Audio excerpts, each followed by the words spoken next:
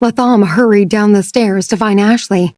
He saw her sitting at the far end of the waiting room. Her long hair was draped over her shoulders, and she looked haggard. She hadn't put on makeup, and her clothing was creased. She calmly watched him walk over to her. His footsteps felt heavy. She wanted to get up to greet him, but her wound was too painful. Seeing the pained expression on her face, he knew something was wrong. "Ashley, did something happen?" She ignored his question. "I saw you and a young woman here at the hospital. I watched the two of you go upstairs to the doctor's room. Who is she?" Latham's heart sank. He tried to explain, but she cut him off. "Don't lie to me. Who is she? Is she your girlfriend? Your fiancée?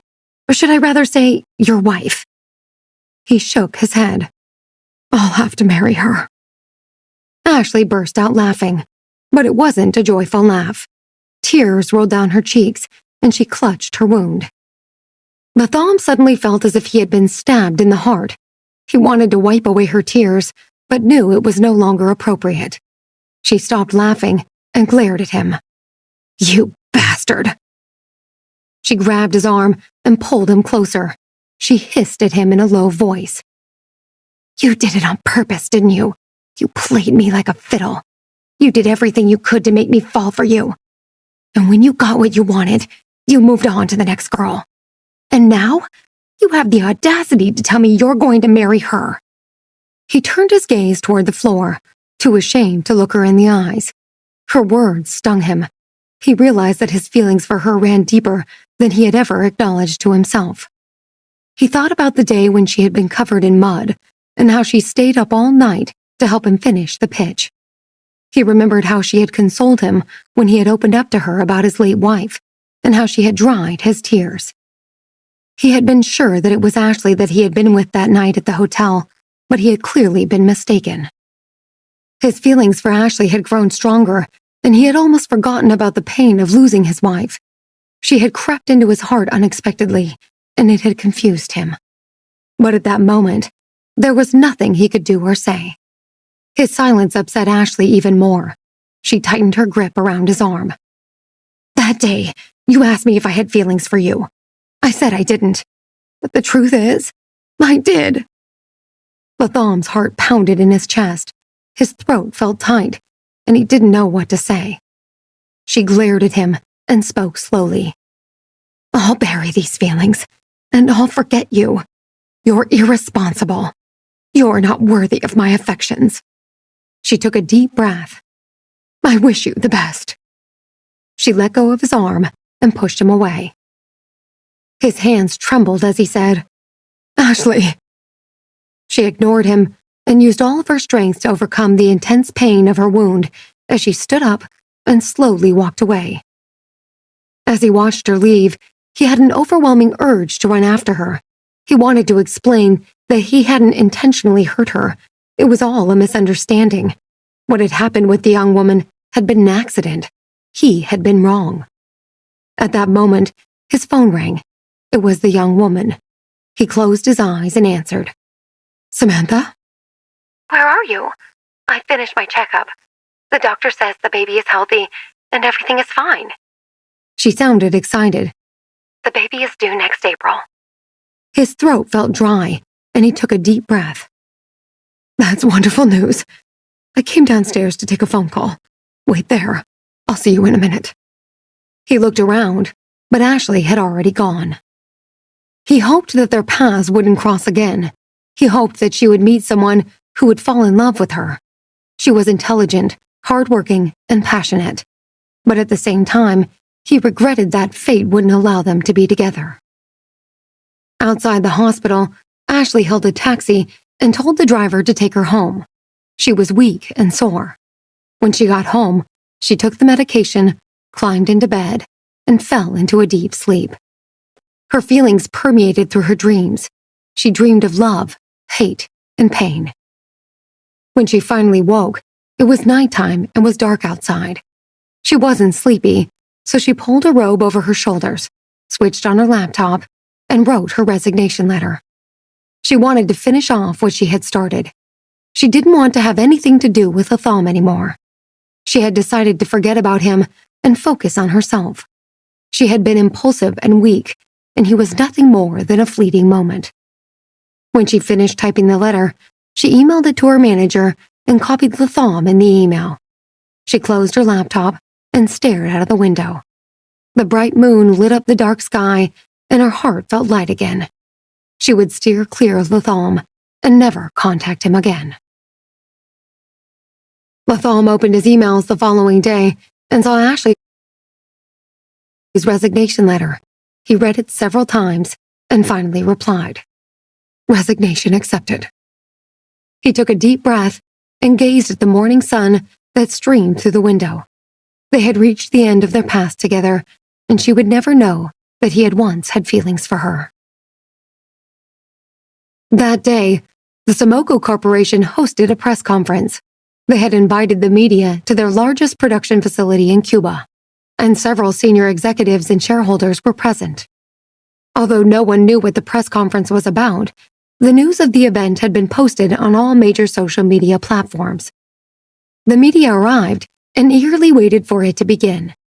Matthew Davidson held the largest number of shares in the organization, but it wasn't public knowledge. The relationship between the Sumoco Corporation and the Davidson family had been safely guarded and kept low profile. Therefore, many of the senior executives were Cuban. Matthew welcomed the media and began with an announcement. "Today is the start of a new era for the Sumoco Corporation, as we welcome a new global CEO to lead us into the future." The media was stunned.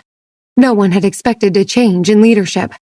For an organization as large and powerful as the Sumoco Corporation, a new CEO would bring much change and have far-reaching consequences. Everyone in the room fell silent as they waited for him to continue. Matthew smiled. "It is my great pleasure to welcome our new CEO, Mr. Jonathan Davis." Matthew stepped aside, and Jonathan strode confidently onto the stage. He wore a black designer suit and a rose-colored tie. His face was clean-shaven, and he looked very handsome.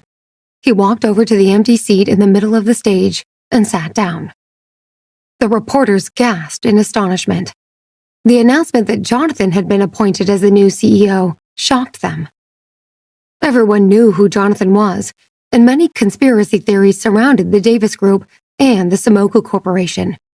It was common knowledge that the Davis Group had suffered several setbacks in their drive to take over the autonomous vehicle market. Although it had never been proven, many people believed that the Sumoco Corporation had been responsible for the trouble the Davis Group had experienced. It seemed almost improbable that he would take the helm of his competitor. The reporters stared at him in disbelief and chatted with one another excitedly. The lights flashed and glared in his eyes as he gestured for the reporters to be quiet. "Thank you to the Sumoco Corporation for the trust they have placed in me as their new leader. I look forward to our journey together and what the future brings." The reporters burst into a frenzy of questions as soon as he stopped speaking. "Mr. Davis, do you know who the major shareholders of the Sumoco Corporation are? Is that why they appointed you?" "Mr. Davis, will you be able to run two major corporations simultaneously? Can you lead the Sumoco Corporation in a better direction?" "Mr. Davis, did you and the Sumoco Corporation reach an agreement? Is that why you were able to bring the Davis Group back to the top after the recent scandals?" Jonathan knew his appointment as the new CEO of the Sumoco Corporation would be scrutinized and questioned. However, it was nothing compared to what he had planned to do next. He had to take care of Theo and Alexander as quickly as possible, or Nancy's life would be in grave danger. He wanted to start a family. The Davis family needed a new heir. Theo and Alexander were dangerous, and they jeopardized his future.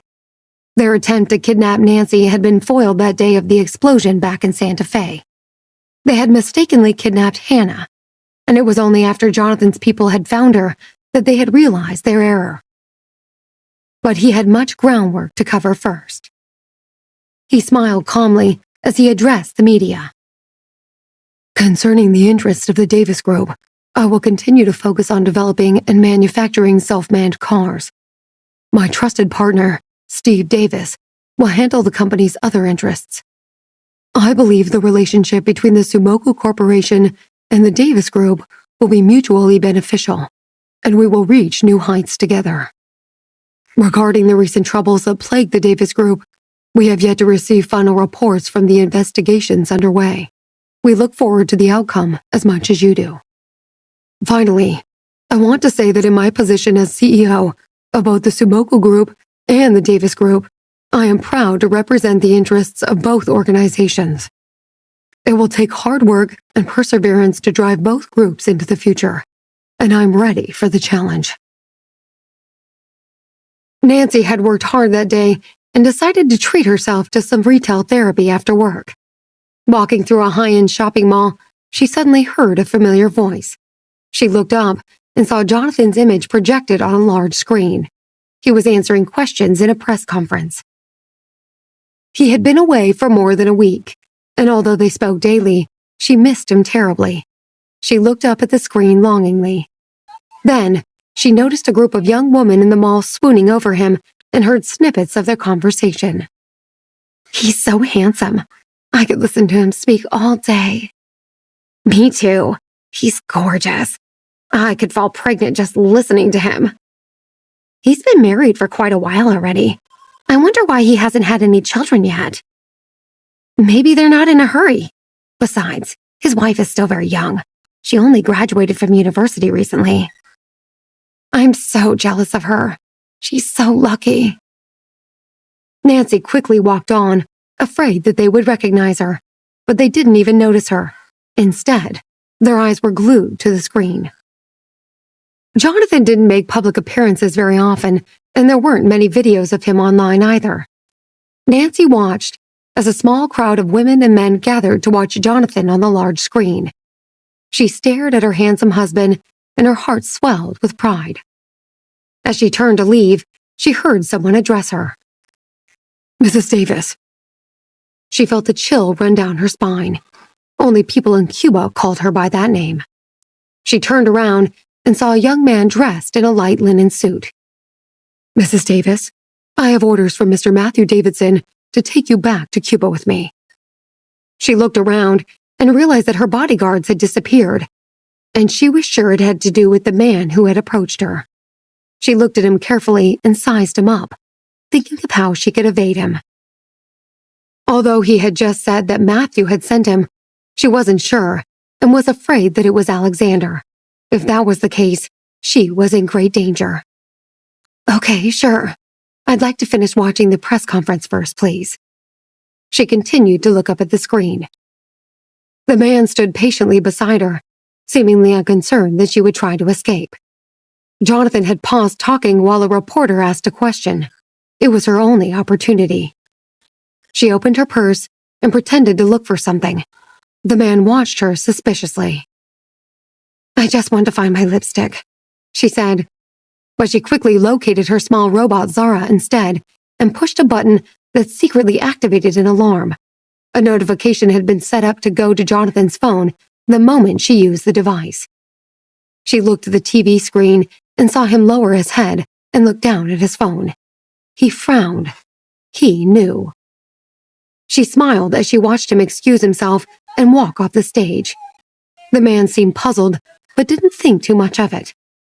The press conference continued, and Nancy pretended to watch the screen with great interest. She needed to waste as much time as possible. A short while later, she heard Xavier's voice calling out to her. She turned her head and saw him walk over. "Hi, Maria. What a lovely surprise. Have you been watching the press conference?" She noticed how the stranger's behavior had changed when Xavier approached, but she acted as if everything was normal. "I was doing some shopping when I saw the press conference come on, and I decided to stick around and watch it," she said. "When is Jonathan coming back?" Xavier asked. She shrugged. "I'm not sure. He told me he still has some things to take care of over there." Her phone rang just then. "Maria, it's me." She heard Matthew say in a surprisingly friendly voice. "Did you meet the man I sent over? Did he give you the message about coming to Cuba?" So it really was him, she thought. "Yes, I did. But I must admit, he scared me to death. I thought he was here to kidnap me. Sorry, but I admire how you dealt with it. Now that you know it's safe, are you coming? The invitation still stands. Thanks. How's my husband? When is he coming home? He has some more work here, and then he'll have to go to a meeting in Boston. He'll be home after that. You didn't answer my question. Are you coming for a visit? Why are you so keen on seeing me? I think our family should spend more time together, and I'd love to get to know you better. She hesitated, but then finally agreed. She couldn't refuse Matthew's invitation, and she wanted to go over there and give Jonathan some moral support. She hung up, and her husband called 2 minutes later. Nancy told him about her conversation with his uncle. Are you okay with me coming to Cuba? Jonathan hesitated, worried about her safety. He finally said, Okay, but just be careful. They said goodbye, and Nancy turned to Xavier. It was nice seeing you. I have to go now. Why don't we go to Cuba together? I have some business to attend to there, and I'm sure Jonathan would be happy if I accompanied you. Nancy was surprised by his suggestion. What about Esther? I think she should stay here. Cuba's not all that safe, and she's quite busy at work. The following day, they flew to Havana. That morning, Esther went to her perfume shop, not knowing that someone had broken in the previous night. There were no traces of a robbery, and everything appeared to be in place. She set about blending the essential oils, which she always insisted on doing herself to ensure she achieved just the right scents. They made all the scents themselves by hand, so they had a lot of orders that were backed up. As she prepared her workstation, she noticed a strange smell. It was faint, but she had a good sense of smell and knew something was amiss. She turned to her assistant. Can you smell that? Something's off. Go out back and check to make sure nothing is spilled. The woman nodded and walked to the small lab at the back of the shop. Esther continued her mixing and accidentally knocked over a small bottle of jasmine extract. Her hands began to itch as soon as the substance touched her skin. That's strange, she thought. I've never been allergic to it before. The itch became worse, and an ugly red rash appeared on the back of her hands. Her assistant returned. Nothing spilled, but I checked the surveillance footage. Someone was here last night. Just then, Esther fainted. The assistant ran over to her, frightened out of her wits. Esther, are you okay? What happened? The rash had spread to her arms and face. The woman quickly dialed 911, and an ambulance arrived a few minutes later. The paramedic checked her pulse and breathing and examined her rash. She's had a very serious allergic reaction to something. It's obstructed her breathing. We need to get her to the hospital right away. They carried her to the ambulance on a stretcher and drove her to the nearest hospital. Once there, they gave her an IV drip, but her condition worsened, and she developed a high fever. Xavier was with Carter, telling him about his business and his future plans overseas. Gavin listened quietly to their conversation, smiling wickedly. Xavier's phone rang, and he smiled when he saw the caller ID. Hello, my darling. I miss you. How was everything there? He was surprised to hear a strange female voice on the other end of the line. Sir, this is Dr. Walters from NYU Hospital. Your partner has been brought in due to a severe allergic reaction to an unknown substance. She's receiving emergency treatment. Xavier's jaw dropped. How is she? Is it serious? It's pretty bad. Do you have the contact numbers of her immediate family? Xavier was trembling. What is she allergic to? Have you found the cause? It's too soon to tell. It could be any number of things. We've sent a skin sample to the lab and are waiting for results. Xavier's heart was pounding so hard that he could barely breathe. He couldn't believe he was in Cuba while Esther was lying in a hospital bed back home, fighting for her life.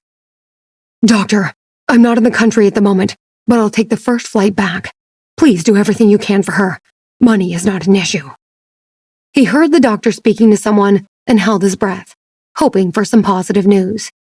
Several minutes passed before the doctor said, Sir, we've just received the results from the lab. Unfortunately, they weren't able to determine the substance that caused the allergic reaction, which means we can't treat her allergy for the time being. We can only try and alleviate the symptoms. I'm very sorry. Xavier felt as if the wind had been knocked out of him. What happens if she doesn't get the appropriate medication, doctor? He asked in a hoarse voice. Dr. Walters lowered her voice. We can ease her symptoms for the time being with some generic anti-allergy treatment. It won't cure the allergy, however. We can't predict what's going to happen in the next few hours. Xavier turned pale. Please do all you can to save her. I'll be there as soon as I can. After his conversation, he quickly ran back to his room, packed his things, and ran out. Gavin stopped him in the hallway. Where are you off to in such a hurry? Is there an emergency back home? Xavier shoved him aside and walked to the door. How's your fiancé's allergy? Gavin called out. Xavier froze in his steps and turned around to glare at him. What did you just say? Gavin pointed to the couch. Why don't we have a little chat? Xavier grabbed him by the collar and shook him. Did you do this to Esther, you scumbag? Gavin pulled away. I have no idea what you're talking about. Let go. I can't breathe. Tell me what you poisoned her with so she can be treated. Only if you let me go. Why don't we talk about this like adults? I'll tell you under one condition. Xavier crossed his arms. I'm listening. His cousin grabbed his arm and pulled him toward the kitchen. Let's go in here and talk. Xavier was about to explode. Gavin pretended not to notice and pointed to a pot of coffee. Would you like some? Xavier grabbed the pot and smashed it on the floor. Stop playing games. Esther's life is in danger. Tell me now. Gavin shrugged. What's the big deal? She's not even your wife yet. Xavier made a move to punch him, but his cousin held up his hand. What good is beating me going to do? Don't you want to know what treatment she needs? Just then, he heard the housekeeper calling. Miss Maria is here. I'll be there in a moment. Gavin called back. He turned to go, but Xavier grabbed him. Don't you dare. We're not finished yet. Gavin shook him off and ran out of the kitchen. It was the first time Xavier thought seriously about killing him. Even when Gavin had stabbed him and thrown him overboard into the sea, he hadn't considered revenge. But now that Esther's life was hanging by a thread, he wanted to strangle his evil cousin. He blamed himself for not realizing what Gavin was capable of. He never imagined he would implicate Esther in their feud. He followed Gavin into the living room, where Nancy was waiting for them. Gavin's eyes lit up when he saw her. She had a beautiful, kind face and an aristocratic aura. Too bad she's married, he thought bitterly. He smiled warmly at her. Thanks for coming over, Maria. Matthew said you were in Cuba, and seeing as we're all friends, I just had to invite you over. She hadn't forgotten that he had almost killed her at the parachute club, and there was a hint of bitterness in her voice when she spoke. I'm really glad to be here. I'll show you around. We've got beautiful gardens. She glanced at Xavier, who looked incredibly upset. She had never seen him like that before, and she wanted to know what was bothering him. I hear you have an ancient sword, she said to Gavin. I'd love to see it. Matthew tells me you're quite the collector. I've heard that it's over 2,000 years old. He nodded enthusiastically. Sure, I'm glad you asked. I didn't think you would be interested. Just wait here. I'll go get it. He glared at Xavier as he left the room. Nancy noticed the housekeeper was there eavesdropping, so she signaled to Xavier to join her on the terrace for some privacy. What happened? She whispered when they were out of earshot. Gavin hired someone to poison Esther. I don't know the details of what happened, but they're treating her for an extreme allergic reaction in the hospital's emergency ward. The doctors don't know what caused it. Nancy was horrified, and several thoughts crossed her mind. I may know someone back home who can help. She sent a message to Steve, asking him to contact Helga and take her to NYU Hospital to see Esther. Steve replied immediately, promising to arrange it. She nodded at Xavier. Okay, a doctor acquaintance of ours is going to go to the hospital and examine her. Just then, Gavin returned carrying a sword wrapped in a silk cloth. Take a look, Maria. Isn't it magnificent? He held up the 2-foot-long weapon. The inlaid gems in its hilt gleamed in the sunlight. It certainly is beautiful, she replied. Can I try it out? Of course. Just be careful not to hurt yourself. She went down the stairs leading to the garden and practiced wielding the sword on the lawn. Gavin watched her quick and deliberate movements and smiled. Wow, you're a pro. She laughed and returned to the terrace. Is Harold around? He said that I should go to see him if I'm ever in Cuba again. And well, here I am. He must be down by the waterfront. I can take you. She exchanged glances with Xavier and then shook her head. That's okay. I'll find him. See you later. Gavin was crestfallen and reluctantly parted with her. Xavier grabbed him as soon as Nancy was out of sight and dragged him into the living room. Tell me what I want to know, you bastard. On one condition. Your life for hers. Xavier wasn't at all surprised by Gavin's statement. The latter had tried to kill him several times before. But by involving Esther in his nasty scheming, he had sunk to a whole new level. He couldn't believe that they had the same blood flowing through their veins. Gavin was calculating and evil and would stop at nothing to become the family's head. So how do you propose to take my life and save hers? Xavier asked his cousin. It's simple. There's a mountainous area with high cliffs not far from here. We'll go up there together. I'll call Esther so you can hear her voice. She'll be fine, I promise. Then you're going to jump off a cliff into the water. It's thousands of feet high, and there are rocks jutting out of the water. I guess you know what happens after that. Xavier looked at him coldly. How are you going to save my fiancée? I'll take a flight to New York first thing tomorrow. I have the antidote for the substance she came in contact with. Don't worry, she's not going to die. Serves her right, though. She promised to marry me, and then ended up with you. He left the room with a big smile on his face. Nancy found Harold at the waterfront. When she saw him, she felt a warm glow spread over her as she thought about how he was Maria's biological father, but she couldn't tell him that yet. She explained what had happened to Esther, and then she excused herself to call Steve. Hey, Nancy, Helga and I are on our way to the hospital now. I'll call you as soon as we get there. Okay, just hurry. She sighed and waited for him to call her back. She checked her watch occasionally, wondering how time could pass so slowly. She went back to talk to Harold to alleviate her anxiety. I want to ask you something. He nodded. Go ahead. Have you ever thought about getting married and having a child of your own? He smiled and shook his head. Don't you want to find someone special to spend the rest of your life with? I guess I've gotten used to being alone. I can't imagine having to live with someone again. But what about kids? Don't you want to have a little girl? She insisted. You're still quite young. He shook his head again. Absolutely not. I'd probably spoil her to death. She laughed. I bet you would, but you'd make a great father. He was thoughtful. The idea of having another child appealed to him. If he had a son, he would teach him to be hardworking and humble, and to value the important things in life. Fame and fortune were nothing. All that mattered were family and love.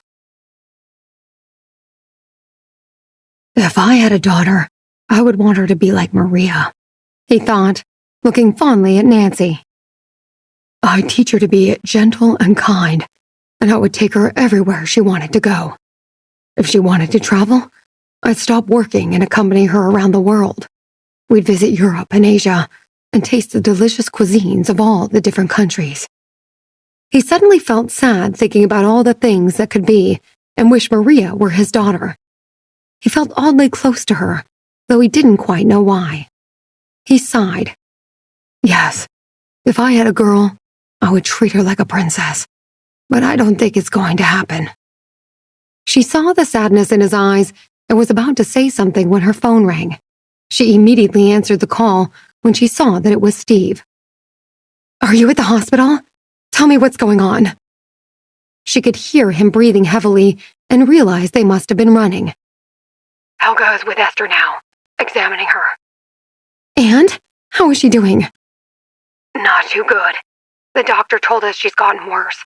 She's been unconscious this whole time. You should see this rash, Maria. It's all over her face and body. Nancy sat down. Her heart was pounding so hard that she thought she would faint. Don't worry, Steve said reassuringly. I'm sure Helga can do something. I hope so, but I thought you didn't approve of her. There was silence on the other end of the line, and she wondered whether he was trying to comfort her. She was right. Steve had no faith in the young doctor at all, and wondered what she could do that an experienced professional couldn't. Helga finished examining Esther and turned to Steve. I've seen similar allergic reactions during my internship. Steve was surprised. He told Nancy that he would call her back, and then he asked Helga. So, can you treat her? I'm about 70% sure I can. I'll need some things, though. Tell me what you need, and I can get it. Helga rummaged in her bag for a pen and paper as Steve waited impatiently. I'd wish she'd hurry up, he thought. If this young woman manages to cure Esther, I'll eat my hat. Helga found what she was looking for and began to write a list of things she needed. She then handed Steve the piece of paper. He read the items on the list one by one and almost laughed at some of the ingredients, which included ancient herbal remedies. Do you think ginseng is going to cure her? He asked somewhat sarcastically. She looked at him with a serious expression. Yes, the allergic reaction has weakened her heart. I believe Jonathan managed to get some of these ingredients at the auction he went to. Contact him and get me what I need immediately. We don't have time to waste. And what are you going to do with all these ingredients? I'll mix them together and let the formula sit overnight. We can be back at the hospital tomorrow morning. He was speechless, but didn't want to question her methods. If the hospital's doctors can't do anything, maybe this is Esther's only hope, he thought. He nodded. Okay, I'll get to it now. After his conversation with Helga, Steve called Nancy and explained the situation. Barely 30 minutes later, Jack made his way to Jonathan's house and found some of the ingredients that Jonathan had obtained at the auction. They were being kept in a temperature-controlled room. He took the ingredients to Helga and then spent the rest of the day running around the city to get the other things on the list. In the evening, he dropped everything off at the Davis house, where Helga was waiting. She tied her hair up in a bun and immediately set about mixing everything together in the kitchen. Steve watched her with fascination as she turned on the stove and put some of the ingredients into a big pot. She mixed them carefully with a wooden spoon, adjusting the heat occasionally.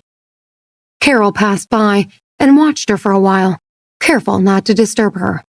She had grown fond of the young woman and had tremendous respect for her. She saw that she was working hard. Helga, why don't I get some of the staff to help you? She finally asked. You look like you need a hand. She felt awkward calling her doctor or Miss Knightley after a while because they had grown quite close. Helga smiled and wiped the sweat from her forehead. Thank you, Mrs. Davis, but I don't trust anyone else to do this. You look like you're about to pass out, Steve observed. Why don't you take a quick break? She ignored him and continued stirring the ingredients, wiping the sweat away from her face again with a dish towel. Steve was surprised at how attractive she was just then and thought she looked beautiful with wet strands of hair falling across her face. Can I do anything to help? He asked softly. She shook her head without looking up from the pot. No, thanks. I should be finished soon. Steve noticed that she had the same delicate features as Esther. She finally looked up. "Can you get me a heat-resistant container to put this brew in? We'll let it cool a bit, and then we can take it to the hospital. I don't want to wait until tomorrow morning. It may be too late." He nodded and searched the cupboards for a container. He finally found one and put it on the counter next to the stove. "How can you stand the heat? It's like 150 degrees here." "It's done," she declared. "Just turn off the stove while I clean myself up a bit." He nodded, turned off the stove, and put the pot onto the counter to cool. He was sweating profusely and didn't know whether it was from the heat or anxiety. She returned a few minutes later and began to scoop the mixture out of the pot and into the container. "It should take about an hour to cool. Call the hospital and tell them we'll be there soon. And make sure the driver is ready to take us." Steve nodded and left the kitchen. Carol was in the sitting room and smiled as he came in. "What is it, Grandma?" he asked. "Take a look in the mirror." He ran to the bathroom and was shocked to discover that he looked like a mess. Why didn't Helga tell me how filthy I was? He wondered. Maybe she enjoyed having a laugh at me. He was drenched in sweat, so he quickly took a shower and put on some clean clothes. He returned to the kitchen a half an hour later. Helga was busy putting the mixture she had brewed into jugs. Her buns had become undone, and she kept pushing strands of her hair away from her face. She was so absorbed with her task that she barely noticed he was there. He cleared his throat, and she looked up for an instant before turning away again. The kitchen was full of a strong, bitter, medicinal smell. He looked around for something to do. "Can I help you with anything else?" She didn't raise her head this time, but just pointed at the pot. "There are some traces of ingredients in there. Can you grind them?" Steve approached the pot and looked at the remaining mush inside with skepticism. The foul smell burned his nostrils. "What am I supposed to grind it with?" She didn't answer, so he looked around for a pestle. He found one and began to grind the ingredients in the pot. His hands became sore after a while, and he stopped to look at Helga, who was still bent over the jugs. He wanted to please her, so he continued to grind. "Have you done this before?" he asked. "Of course," she replied. "It's not that hard. Your hands get used to it after a while." He looked at her out of the corner of his eye and wondered where she found the strength. She noticed him staring. "There's a high stool over there. Perhaps sitting will make it easier." He nodded, dragged the stool over to the counter, and sat down. "You're right. This is much better." They worked in silence for the next half hour, absorbed in their respective tasks.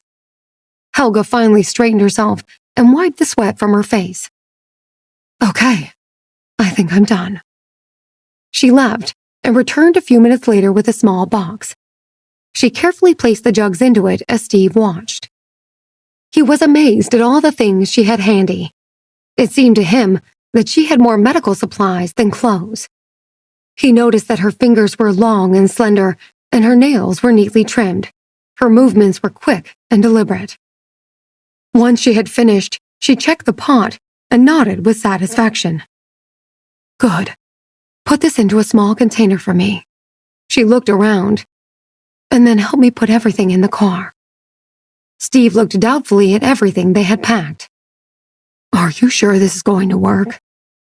"Yes," Helga replied with determination. "You don't need to come with me. I can take it from here." Steve was stunned and suddenly wondered whether she had some sort of ulterior motive. What if she's a swindler? He thought. How could I explain to Nancy why I didn't go to the hospital with her? He shook his head. Esther's a close friend. I want to be by her side. Helga shrugged. Okay, let's go then. They got into the car and drove off. On the way, Steve called Nancy, who had been anxiously waiting for news. Just let me know if her condition changes, Nancy said.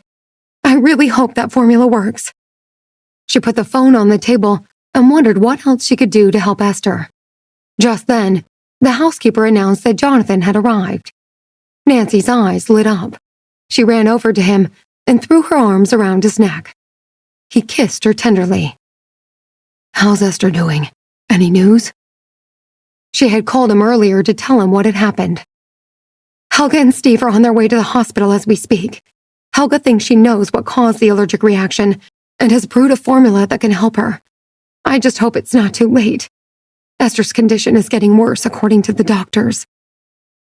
"You did everything you could," he said, patting her shoulder.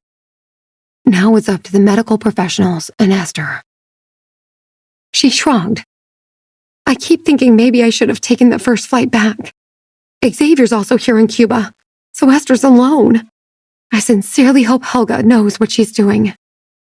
"I have faith in her. My mother has been singing her praises. Her tinnitus is gone, her blood pressure is back to normal, and she feels better than she has in years.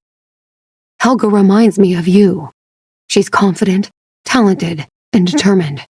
She has a passion for healing, so I'm sure she'll do her best to get Esther back on track." Steve and Helga arrived at the hospital late that evening. Esther was still on a ventilator, and she was asleep. A nurse was looking at her chart with a frown on her face. She was a huge fan of the patient's line of designer clothes and perfumes and hoped that she would recover. Her eyes lit up when Helga and Steve walked in. "Do you have the medicine?" Steve nodded. "Let's see if it works." The nurse handed him a document. "You have to sign this before you administer anything, acknowledging that the hospital takes no responsibility for the patient's reaction to the medication. Rules are rules." "I understand. No problem." He took a pen out of his pocket and was about to sign the paper when Helga stopped him. "I should sign it. I'm responsible for the treatment I give her." The nurse raised her eyebrows and looked meaningfully at Steve. "I'm sure Esther will be fine," Helga murmured. "This mixture I made is nothing short of a miracle." Steve looked at the floor awkwardly. The nurse sighed. "I hope so. She's so young and has her whole life ahead of her." "I trust the hospital will treat this matter with the utmost confidentiality," Steve whispered. "Please don't tell anyone about it." Nancy had given him specific orders to keep Helga's involvement a secret. "Of course, sir. My lips are sealed. All that matters is the patient's speedy recovery." Helga removed her acupuncture needles from her medical bag, disinfected them, and began to apply them to various points on Esther's body. She looked up at the nurse a few minutes later. "Can you help me with the medication? I want to administer it intravenously. I need a clean needle and sterile tubing." The nurse nodded and prepared everything. Helga then applied a local anesthetic to Esther's skin and injected the needle into her vein. She checked the IV bag and nodded with satisfaction. "Now we just need to wait for it to take effect." Steve sat down on the edge of the bed and waited for Esther's reaction. She didn't seem to be in any pain, despite the ugly rash all over her neck and body. Helga continued the acupuncture as Steve and the nurse watched. She was tireless and methodical. She finally completed the treatment and put everything back into her bag. She looked at the clock on the wall. She should be better by tomorrow morning. "Will she wake up?" Steve asked anxiously. "Hopefully." "What about her rash?" the nurse asked. "Will it disappear?" "Not immediately," Helga replied. "It'll take some time. I'll return tomorrow morning to check up on her and give her another acupuncture treatment. I expect her symptoms to subside in the next couple of days." The nurse was stunned. Steve narrowed his eyes. He didn't trust Helga completely. It was already past midnight when they left. An hour later, a man snuck into Esther's room and stared at the woman lying on the bed. He took his phone out and called Gavin. "She doesn't seem to have improved. The rash is all over her face and neck, and she's on a ventilator. What do you want me to do?" There was a silence on the other end of the line for a while, and then Gavin said, "Just stay close by. I'll put the plan into action at 6 a.m. tomorrow." "Okay, will do." A few blocks away, Steve was pacing up and down in his hotel room. He had insisted they stay near the hospital in case there was an overnight emergency, and he didn't trust Helga to follow through with Esther's treatment. He had requested an adjoining suite so he could keep an eye on her. He suddenly stopped, walked over to the door that connected the two rooms, and listened. There was no sound coming from the other side, and he suddenly began to worry that Helga had left. He checked the door and found it unlocked. He quickly opened it, entered Helga's room, and stopped in his tracks. Helga had fallen asleep on the bed in her hotel room and was lying comfortably on her side. She was clean and refreshed after taking a hot shower earlier and was no longer the mess she had been after taking the medicine. Her long hair draped over the soft sheets. She seemed almost ethereal with her porcelain skin and dark hair. Steve gazed at her sleeping figure. He glanced over her long, slender limbs and watched her body gently rise and fall with her breath. She had exquisite features, and he was surprised at her attractiveness. He thought a woman of such beauty shouldn't sleep with the door unlocked. She didn't realize that she had the power to drive a man crazy with desire. He frowned and quietly left, closing the door behind him. He went to the living room in the adjacent suite and lay down on the couch. It had been a long day, and even after a hot bath, the faint smell of the medicine they had made lingered on his skin. He soon fell fast asleep. Thousands of miles away, Xavier struggled to fall asleep. It felt as if the night would never end. He longed to return to Esther, but knew he had to be patient. He didn't want to ruin his opportunity to settle everything once and for all. He squinted his bloodshot eyes as he watched the first rays of sun light up the dark sky. He opened the door just as Gavin's assistant was about to knock. "Good morning, sir. Gavin has sent me to ask you to join him in his room. He needs to talk to you about something." Xavier shuddered, and he hurried to Gavin's room. Gavin looked at him and shook his head. "Don't be so worried. I've already told you that she'll be okay." He grinned. "Besides, she'll be my wife soon. I'm going to marry her once you're dead. I need to make sure she survives." Xavier glared at him angrily. "I don't feel like listening to your nonsense today. What time do we leave?" Gavin laughed. "Why are you so eager to jump off a cliff for love? Do you think if she knew, she'd be touched? What a pity that she'll never even know." Xavier gave him a dirty look. Gavin was also concerned that Esther might die. He wouldn't have had anything to bargain or threaten Xavier with if she did. "Let's go," he said. "You'll see her on a video call soon enough." They drove along a dirt road and soon reached a deep ravine. Gavin's men had arrived before them and led him to the edge of a cliff. He whistled when he saw the rough waters and sharp rocks over 1,000 feet below through the early morning mist. He quickly took a step back. He smiled dryly and walked over to Xavier. "It's time." Xavier didn't move. "I want to see that she's safe first." "You're such a Casanova. Fine, I'll allow you one last look." He pulled his phone out of his pocket and initiated a video call. One of his henchmen answered almost immediately. Esther lay quietly in a hospital bed. Her hair had been tied back, and she had a mask over her mouth and nose connected to an oxygen tank. A deep red rash covered her entire face. The room was quiet, and a nurse sat nervously on a chair in the corner. Her hands had been bound to the armrests with cable ties. "Prepare to give her the treatment," Gavin said. "Yes, sir." Gavin turned to Xavier and pointed to an area at the cliff's edge. "Go stand over there." Xavier began to walk, but purposefully walked in the wrong direction. Frowning, Gavin walked over to the place he had pointed to. "Over here. Don't even think of playing tricks on me. She'll die if you try to be clever." Suddenly, he saw that Xavier had a gun in his hand, and it was pointed directly at him. He quickly pulled his own gun out of its holster, but one of his men swiftly snatched it and aimed it at him. Gavin scoffed. "What is this? Don't you want to save your precious love?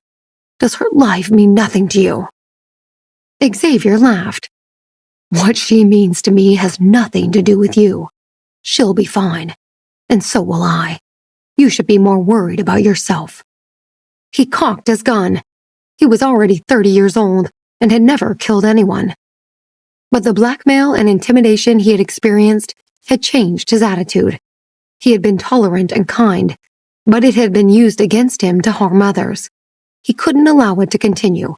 It was time to take a stand. Gavin saw Xavier's expression change and instantly knew he was about to pull the trigger. "Don't do it. I'm the only one with a cure." Suddenly, the man on the other end of the video call spoke. "We've thrown the medicine away. She doesn't need it anymore." "What? That's impossible." Gavin didn't understand. He felt the chill run down his spine. Then, he heard the nurse speak. Someone had untied her, and she glared into the phone's camera. "Esther is fine. The doctor ran some tests, and she has started to produce antibodies. She'll recover soon. You're an evil man. You won't get away with this." Stunned, Gavin looked at his henchman and then at Xavier. He couldn't believe it. His men had turned against him and had betrayed him. Xavier held the gun steady and aimed, ready to shoot. Although Gavin knew that Xavier didn't have much experience with a weapon, it wouldn't be easy to miss at such close range. But he wasn't about to give up so easily. He quickly tried to make a deal with his men. "I don't know what he promised you, but whatever he's offered, I'll double it. No, wait, I'll pay you 10 times more." His men smiled, but continued to point their guns at him. Gavin realized his situation was dire. He tried to grab Xavier's gun, but lost his footing on the uneven ground. He slipped and fell backward. At the same time, a gunshot rang through the air. A moment later, he disappeared over the edge of the cliff. Xavier stood at the cliff's edge with the gun in his hand. His ears rang from the sound of the shot he had just fired. He wasn't sure whether he had hit Gavin and didn't know how to feel about what had just happened. He had never shot at anyone before, let alone his cousin. Gavin's men, who had betrayed him to help Xavier, smiled happily. "That was a long way down," one of them said, laughing. Xavier shook his head and peered over the edge. He was sure he could hear something. It sounded like the slapping of rotor blades. Gavin's men looked at each other, confused. "Is that a helicopter?" One of the men stepped closer to the edge for a better look, but the early morning mist obscured his view. Xavier frowned. He didn't put it past Gavin to have planned a quick escape. He might have arranged for a backup team to rescue him if things changed and he somehow got in trouble. He began to doubt that Gavin had died in the fall. He also realized that he probably hadn't hit him when he shot him. In an attempt to grab the gun, Gavin had slipped on the gravel. Although Xavier had aimed at his head, it was likely that he had missed, or at least only wounded him. Xavier decided it was time to leave. "Get the car ready. We have to get out of here." As they raced along the dirt road, Xavier contacted the nurse via video call. He wanted to see Esther again. She lay peacefully, but didn't show any signs of waking up. He felt anxious and needed to get to her as quickly as possible. 2 hours later, Xavier arrived at the airport, just in time for the next flight to New York City. At the hospital, a doctor had drawn another vial of Esther's blood to run more tests.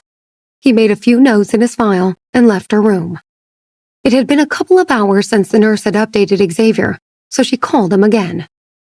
"Mr. Sloan," she said, "Esther is doing well. Her rash has started to clear, and she's regained consciousness." Xavier sighed with relief.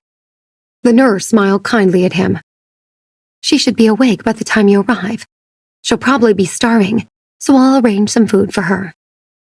He gave her a grateful look. "Thank you." "There's no need to thank me. I'm one of her biggest fans. I love her work." He remembered that his previous partner, Sydney, and his mother were avid fans of Esther's work. He wanted to take Esther to meet his parents, but had been so busy with work that he hadn't gotten the chance yet. He hoped that he could finally take her to meet them once she had recovered. He was sure his mother would like her, and the women would get along well. He sat in the airport, daydreaming about their future. Helga's internal clock woke her up promptly at 6 o'clock every morning, no matter when she had gone to sleep the night before. When she woke up that morning, she found Steve still fast asleep. Steve was tall, and the couch didn't look very comfortable. She watched him for a while and contemplated waking him up to get him to move to the bedroom. Instead, she decided to do her morning exercise routine. She had done the same morning exercises every day since she was a young child. It was a combination of yoga and meditation. She was already 24 years old and couldn't remember skipping a single day. As a child, she had spent much of her time in the mountains. She would lie on a mat and stretch while the birds sang their morning songs, and the fresh breeze filled the room with the fragrant aroma of flowers. But now, in the hotel room, she had to make do with the small space between the couch and a heavy marble coffee table. Steve woke up feeling stiff and tired. He was used to a life of luxury and didn't take well to sleeping on a couch. He rolled over and saw Helga stretched out in a yoga pose. Her eyes were closed and she seemed completely relaxed. He propped himself up as he watched her move from one pose to the next. Her supple movements were fluid and languid. She must have been aware of him waking up because she opened her eyes briefly and looked at him indifferently. He thought she was going to say something, but she closed her eyes again and continued her exercises as if no one else was around. He didn't know what to think. She was so different from all the other women he had ever met. He got up and went to the bathroom to freshen up. Helga stretched her legs and arms one last time and breathed out slowly. She then stood up and pushed the heavy marble table back to its original position. Steve returned from the bathroom. "Are you ready?" "Yes, I'm done. Let's go see Esther now." Steve shook his head. She was dressed in a green blouse and white pants. "Are you going like that? Those are the same clothes you wore yesterday." Her clothes were stained and dirty, and her hair was slightly oily and matted. "I don't have anything else to wear." She looked at him and realized he was wearing a fresh shirt and pants. "Where'd you get those from?" "I asked the hotel to arrange something for me." Helga couldn't understand why he had needed to change into new clothing. She looked down at her blouse and pants. "I'm not that dirty." Steve rubbed his fingers between his eyebrows. "Let's go." He thought he probably should have also had a fresh set of clothing set up for her. They left the hotel, and he deliberately kept his distance from her. He was almost embarrassed to be seen with her. As they crossed the road, Helga wondered if Jonathan would give her more of the Jung's medicine recipes in return for her role in saving Esther's life. The doctor returned to Esther's room with a report in his hands. It was the result of her latest blood tests. He read the lab report and raised his eyebrows with surprise. The previous blood tests had indicated that her condition had started to improve, but the doctor hadn't been sure if her recovery was temporary or if she would relapse. The latest results showed an unexpected improvement. The doctor was astonished that the medicine Helga had made had been so effective. Helga and Steve arrived at the hospital just as the doctor updated the nurse on Esther's condition. The nurse hurried over to Helga and beamed. "You won't believe it, but you did it. The medication you administered has changed her condition. She's much better, and she's improving by the minute." Steve couldn't believe it. It felt like he was in a dream. He was amazed that the medication had worked so well. He glanced at Helga, who was checking Esther's pulse rate. He was perplexed by her. It was as if she had had special healing powers. He had heard of people with healing hands, but had never met anyone like that before. Helga smiled as she gently released Esther's wrist. "She's doing better than I expected. The rash should completely clear within the next hour." The nurse smiled. "I'll wait here with you." She was the chatty type, and soon began to ask Helga questions. Steve remained silent, tired, and not in the mood for lighthearted conversation. Helga seemed to have endless patience and politely answered the nurse's questions. Her demeanor was calm and relaxed. Time passed by very slowly.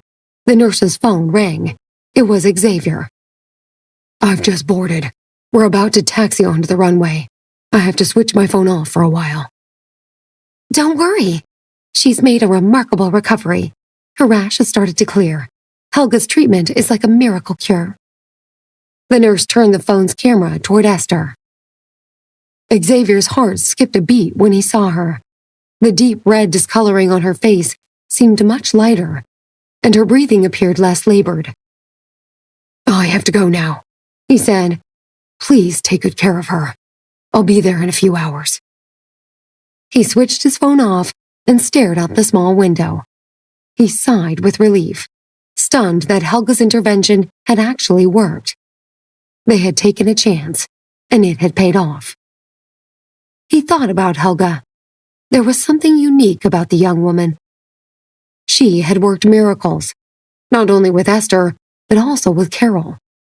Over the short time that Helga had been with the Davises, she had eased Carol's suffering considerably, and her health had significantly improved.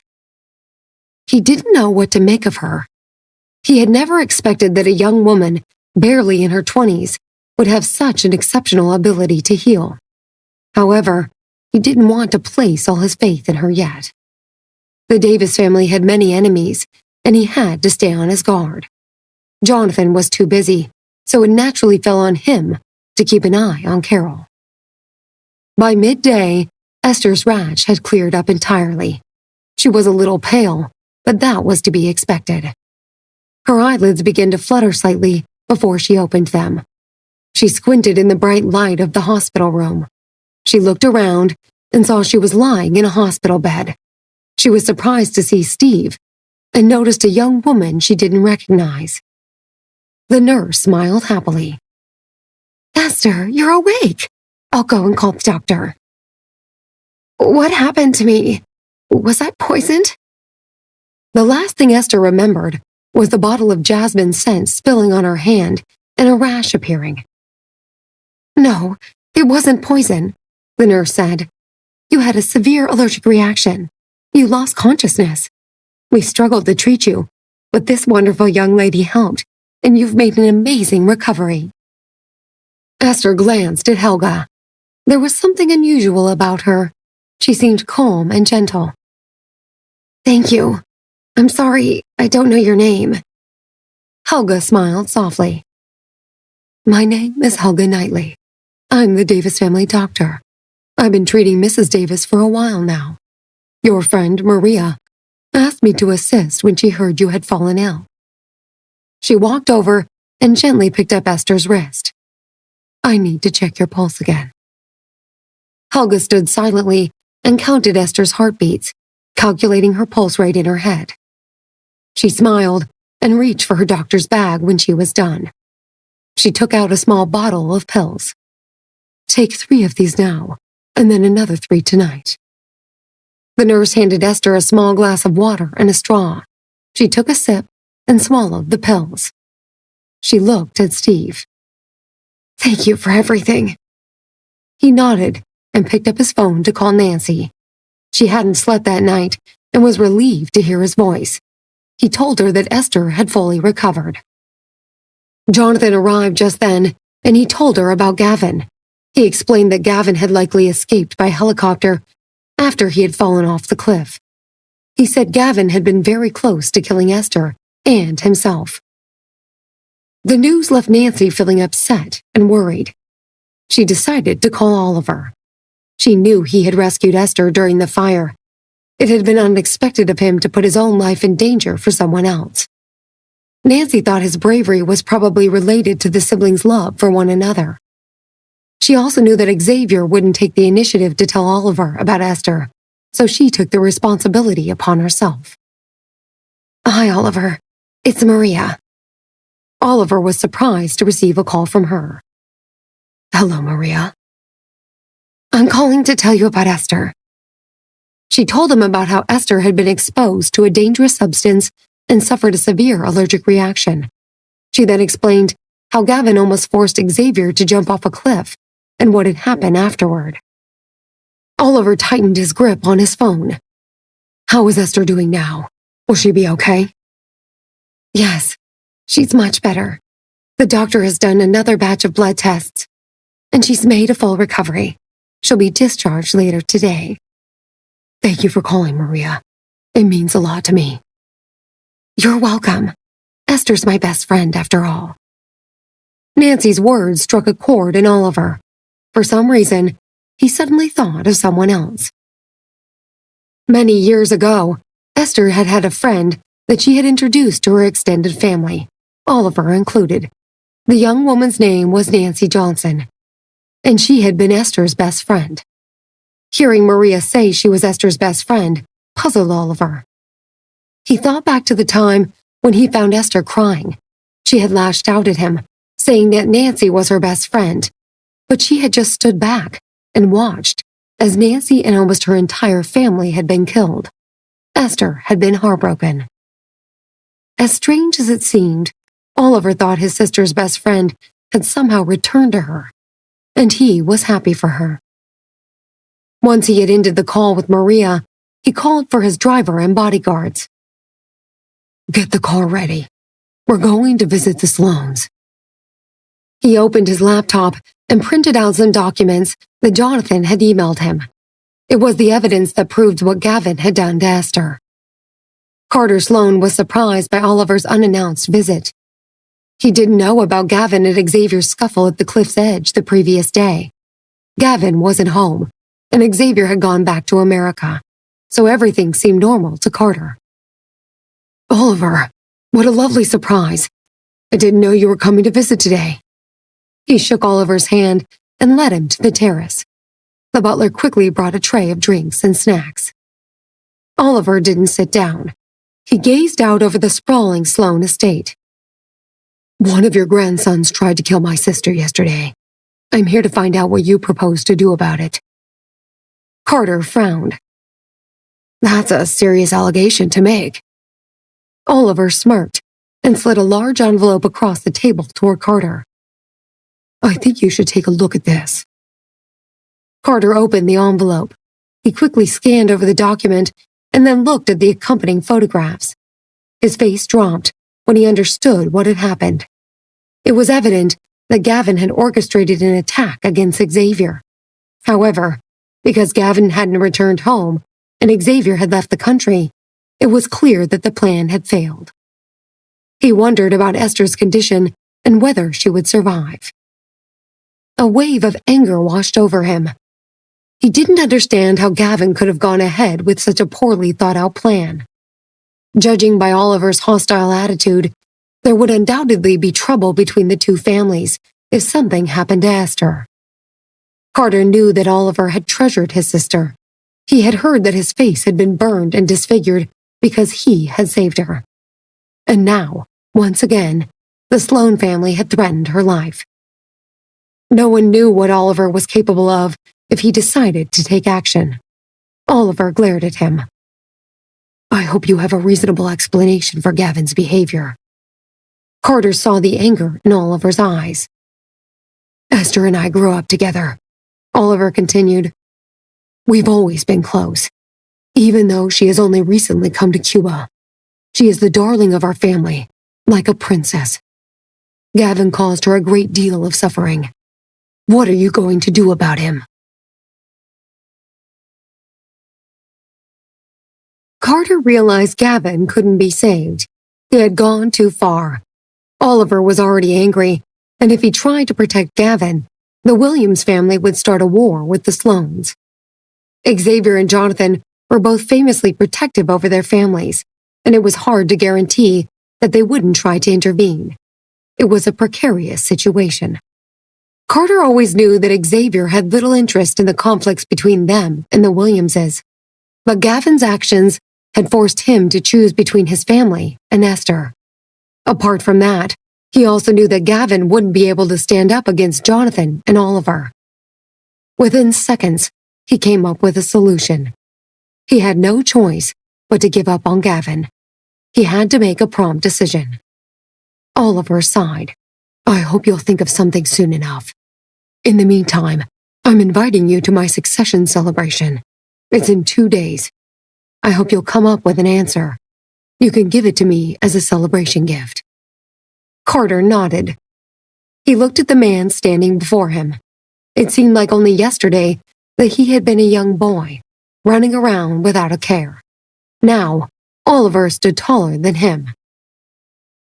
Oliver dialed Esther's number as soon as he drove out of the Sloan State. She answered almost immediately. Oliver! I heard something terrible happened. Are you okay? It was awful, but I'm better now. Good. You don't have to worry anymore. He'll never be able to threaten you again. He gave her a brief explanation. Esther breathed a sigh of relief. I'm glad to hear that. I've made a good recovery. The doctor says I can go home later this afternoon. My succession celebration takes place in 2 days. Can you come? Of course. I'll book a flight for tomorrow. It'll mean the world to me to be there. Thank you. See you soon. Oliver hung up and gazed at the passing landscape. He then quickly typed a message to Jonathan. Thank you. Jonathan read the message and smiled. It's a pleasure. Xavier arrived at the hospital later that afternoon, carrying a beautiful bouquet of roses. Esther was in good spirits and was chatting to Helga. She beamed when she saw him enter the room. He smiled and kissed her gently on the forehead as he handed her the bouquet. She smelled the delicate aroma and smiled back. It was only then that Xavier saw Steve and Helga in the room. I don't know how to thank you enough for what you both did. Steve nodded, not being the sentimental type. Helga smiled. It's only a pleasure. I'm so pleased Esther is better. I don't think she needs me anymore, so we'll leave now. Helga and Steve said their goodbyes and left as the nurse returned. Her eyes lit up when she saw Xavier. Oh, you're Esther's boyfriend. It's so nice to meet you in person. Xavier blushed awkwardly. Yes, thank you for taking such good care of her. No problem. It's my job. Now that you're here, can I ask you a favor? Xavier frowned, but nodded in agreement. Sure, what is it? The nurse took her phone from her pocket and handed it to him. Will you take a photo of Esther and me?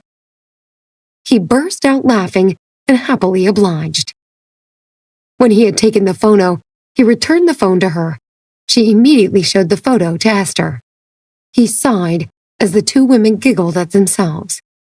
After all they had been through, it only took a photograph to make them laugh again. The nurse smiled. Let me help you pack your things. You're free to go home now. Esther and Xavier returned to his apartment and immediately booked their flights to Cuba. They left early the following day, happy to be in each other's company again. Oliver's succession celebration was held in a magnificent hall on the large Williams estate. It was the grandest event of the year, and many important people and celebrities had been invited. Most of it is me talking. Including Jonathan, Maria, and the Davidson family. As the man of honor, Oliver wore a bespoke suit and a tie decorated with the family crest. Most of it is me talking. He greeted the guests as they arrived and smiled broadly when Jonathan and Nancy approached him. Mr. and Mrs. Davis, I'm glad to see you here today. But forgive me, many people want my attention, so I may not have much time to chat. Jonathan and Oliver exchanged a few pleasantries while Nancy quietly observed him. She hadn't been this close to Oliver since she had died and been reborn. When she was still Nancy, it had been hard to get close to him because of Stark.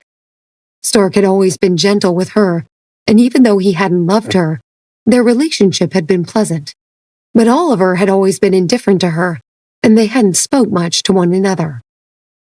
When the problems had started for her family, she had never expected Oliver's father to be the mastermind behind it all. She watched Oliver sit in Arthur's seat, and memories of the past flooded back. Oliver was just a child when the conspiracy had started. Unfortunately, he had inherited his family's dark secrets, and she knew she would never forgive him or his family for what they had done. She had once had parents who had loved and adored her, and they had lived in a beautiful home. The Williams family had taken all of that away from her, including her own life. She looked at the glitz and glamour around her.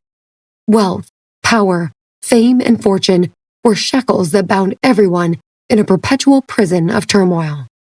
There was no peace in this world. She smiled pleasantly at Oliver and greeted him politely. "Congratulations. Thank you for inviting us." Oliver looked into Nancy's eyes and felt puzzled by what he saw.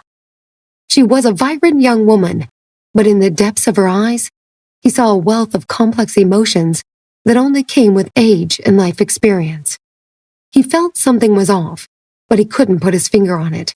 It was the same feeling as when she had called to tell him about Esther. He tried to ignore it and nodded. "Thank you, Maria." He excused himself and turned away to greet the other guests. Nancy held Jonathan's arm tightly. He squeezed her hand, knowing exactly how she felt. He lowered his head and whispered, "It's okay, Nancy. I've always been by your side." It was rare for him to call her Nancy. Her heart skipped a beat, and she smiled. "Yes, I know." The succession celebration would be preceded by a short, formal event to symbolize the change in power. Shortly before it began, Esther and Xavier finally arrived. She wore a beautiful dress from her latest range and looked ravishing. Her skin had healed from the rash, and no one would have guessed she had been through a life-threatening ordeal just days before. She joined Oliver and smiled as she greeted the guests with him. Xavier observed Esther beside Oliver. He felt that Oliver treated her better than his other siblings. Although he still wore a mask on his face, he exuded a powerful aura. He and Esther seemed to have an unbreakable connection. Xavier felt jealous as he watched them stand side by side like a unified force. He took a deep breath and walked over to them. A bell rang, indicating that it was time for the formal event to begin. The crowd made their way to a courtyard outside of the hall. As it was customary in Cuba to pay respects to the family forefathers, Oliver held a lit candle, and everyone fell silent. A large bell above the courtyard rang 10 times. Nancy and Jonathan stood side by side in the crowd. She gazed at Oliver and sighed. Their families had been through so much turmoil and had experienced unbelievable heartache for the sake of tradition. The intricate web of deceit and lies and the struggle for power and wealth had created deep chasms that she feared would never be bridged. The hatred brought by the past hurt the innocent. It made people feel both angry and sad. Oliver handed the candle to an aide and unfolded a large flag with the family crest emblazoned in black and gold. It was the same design as the one on his tie. The aide attached the flag to a flagpole in the courtyard center and hoisted it up. It flapped in the gentle breeze. Oliver cleared his throat. "As the new leader of the Williams family, I promise to hold our family name high. I will lead this family with honor and respect and guide us into the future, just as our forefathers have done for generations before me." He was now responsible for his family. He was forever tied to it and would never be able to escape the challenges it faced. He would have to shoulder the pressure on his own. He would have to make decisions in the interest of the family. He was no longer just the son of Arthur Williams. Matthew Davidson, Carter Sloan, and the heads of other prominent families in Cuba were the first to congratulate him, as was customary in a country steeped in tradition. "Thank you. Now, let's feast." Oliver smiled and gestured for his guests to return to the hall. Nancy and Jonathan waited for the speeches and toasts to end before quietly slipping away. Neither of them had good memories of the Williamses and their complicated past. Mackenzie stared at them with envy as they held hands and walked across the lawn toward their car. When she had learned that Jonathan had seen the video of her and Alexander, she had no longer found him appealing. She turned away and looked at Oliver. He casually chatted to a few guests and occasionally laughed. She remembered how she had fallen in love with him the moment she had seen him. It was many years ago, and she couldn't forget her love for him, even after all she had been through. She clutched a glass of wine and walked toward him, slightly unsteady in her high heels. "Congratulations, Oliver. Let me toast to your future success." She smiled and raised her glass. Oliver knew he couldn't publicly chastise her, so he graciously raised his glass and tapped it gently against hers. "Thank you, Mackenzie."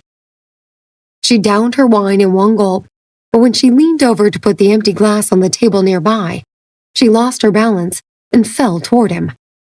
As she had been standing very close to him, she fell straight into his arms. She looked at him with drunk eyes. Suddenly, everyone stopped talking and looked at the spectacle. Oliver helped her to her feet with a cold look in his eyes. "Mackenzie, you're drunk. I think you should leave." She wobbled and slurred her words. "I am not. I've always been clear-headed and know exactly what I want." The crowd stared at her, astonished. They couldn't believe that Mackenzie Sloane had thrown herself at the new head of the Williams family. Everyone knew about her scandalous relationship with Gavin. She had once again become the talk of the town. The interaction between Oliver and Mackenzie raised several questions about Oliver's relationship status, and before Oliver could respond to Mackenzie, he heard many questions and opinions coming from the crowd. "Usually, when a son takes over from his father, he has a partner by his side. Have you got anyone in mind?" "Yes, the head of a big organization must have a wife." "Do you have options, Oliver? If not, I have a friend's daughter who you might like. She just graduated from college this year. She's 24 and is quite beautiful. Why don't I show you a photo?" "You'll need to think about the future and creating a family to keep the tradition strong. My family could serve you well. We have lots of twins, which could help you build numbers quickly." Everyone spoke over one another until someone said, "Has no one noticed that Miss Sloane seems to be interested in Mr. Williams?" There was a sudden silence in the hall following that statement, and everyone looked at Oliver and Mackenzie. Oliver noticed that Esther was also looking their way. His heart hurt slightly when it came to Esther, but he understood that there was a large gap between them. It wasn't just Xavier that had created it, it was also their family ties. He had inherited the family business, and he was now in control of everything that had belonged to his father and brother. He knew that he and Esther would never have a chance, because her surname was also Williams. She wasn't related to him by blood, but she was still his sister, and he was well aware that such relationships were frowned upon. He recognized that he had to give some sort of an answer to the crowd. He looked out at all of them. "There's nothing between me and Miss Sloane, and her family hurt my sister a few days ago, so I won't be marrying Mackenzie." After that, everyone looked at Mackenzie and Carter. Mackenzie was a little distraught that Oliver had rejected her in front of everyone. It felt like a slap in the face. Her ears started buzzing, and she couldn't hear anything.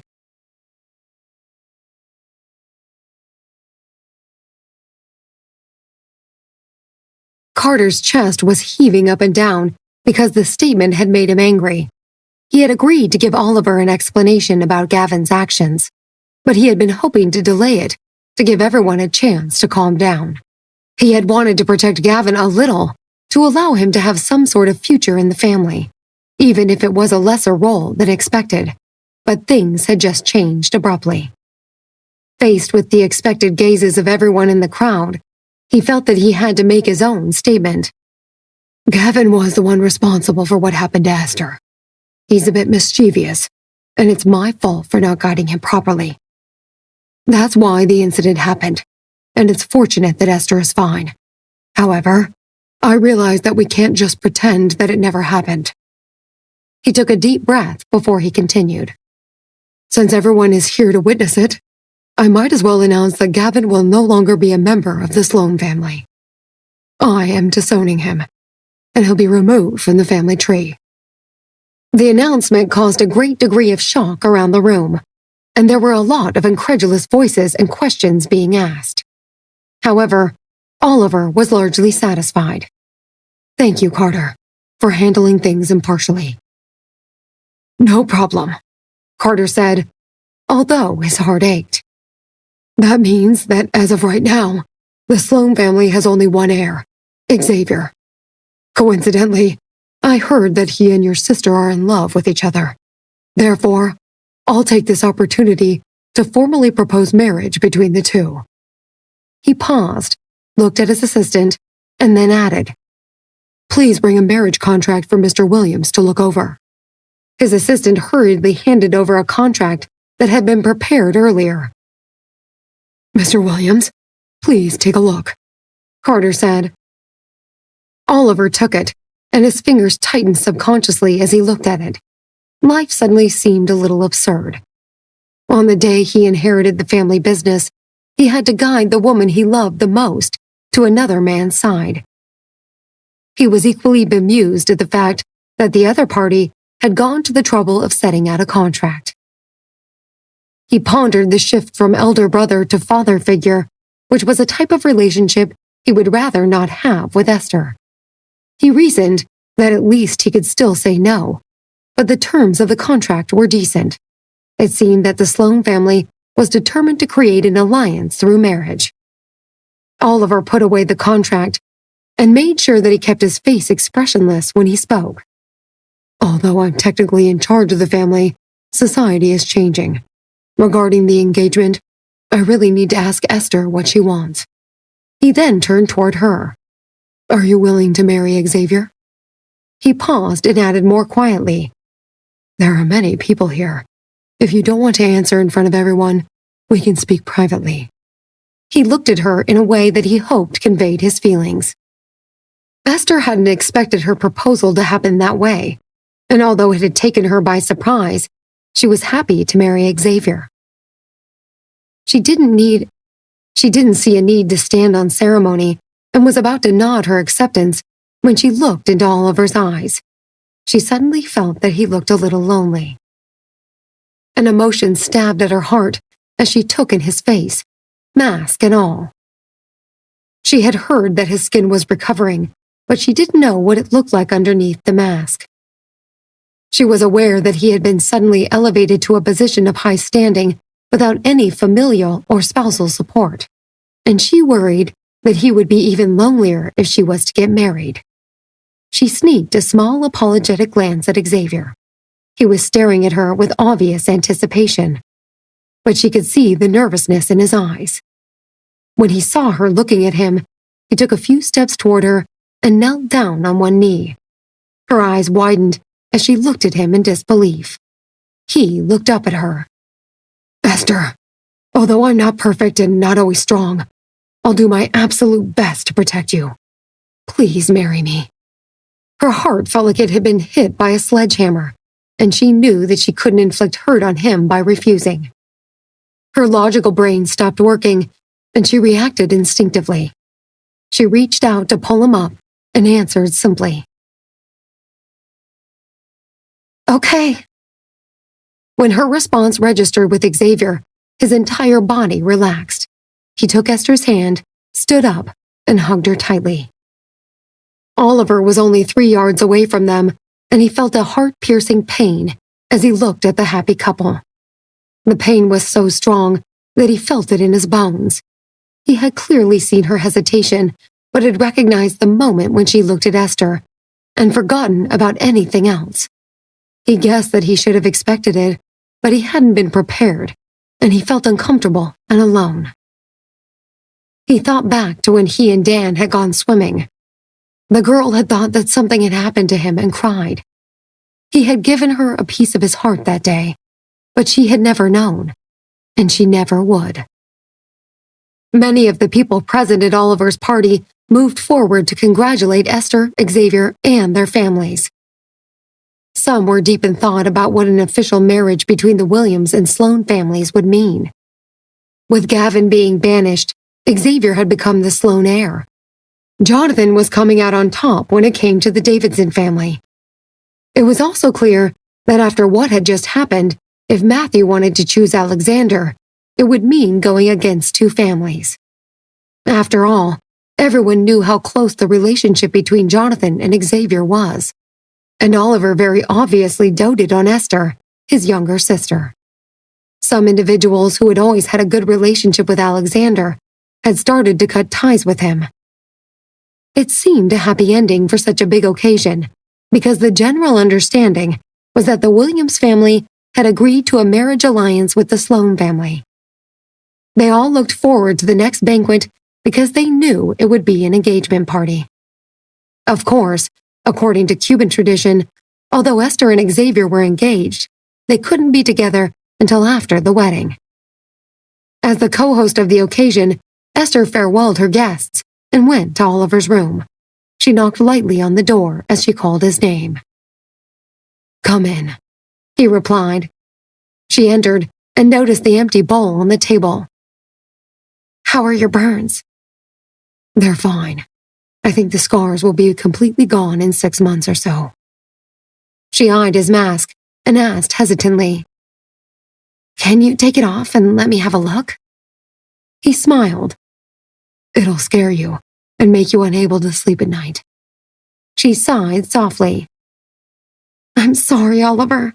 It was all my fault that this happened to you." "I've already heard this from you many times." Esther laughed, but then found herself lost for words in the silence that followed. He soon broke the awkward silence. "Before Carter left, we had a discussion, and he said that he hoped to hold the engagement party for you guys as soon as possible. Take a look at the contract, and let me know if you want me to tell Richard." Esther had never mentioned what had happened in Cuba to her father. In particular, she had never mentioned what she had discovered about her bloodline, so she shook her head. "Forget it. There's no need. He probably wouldn't accept the terms on the contract anyway. He could come to our wedding in Houston, or wherever we have it in the States." When Oliver heard the word wedding, he was overwhelmed by a surge of emotions. He narrowed his eyes and looked at her searchingly.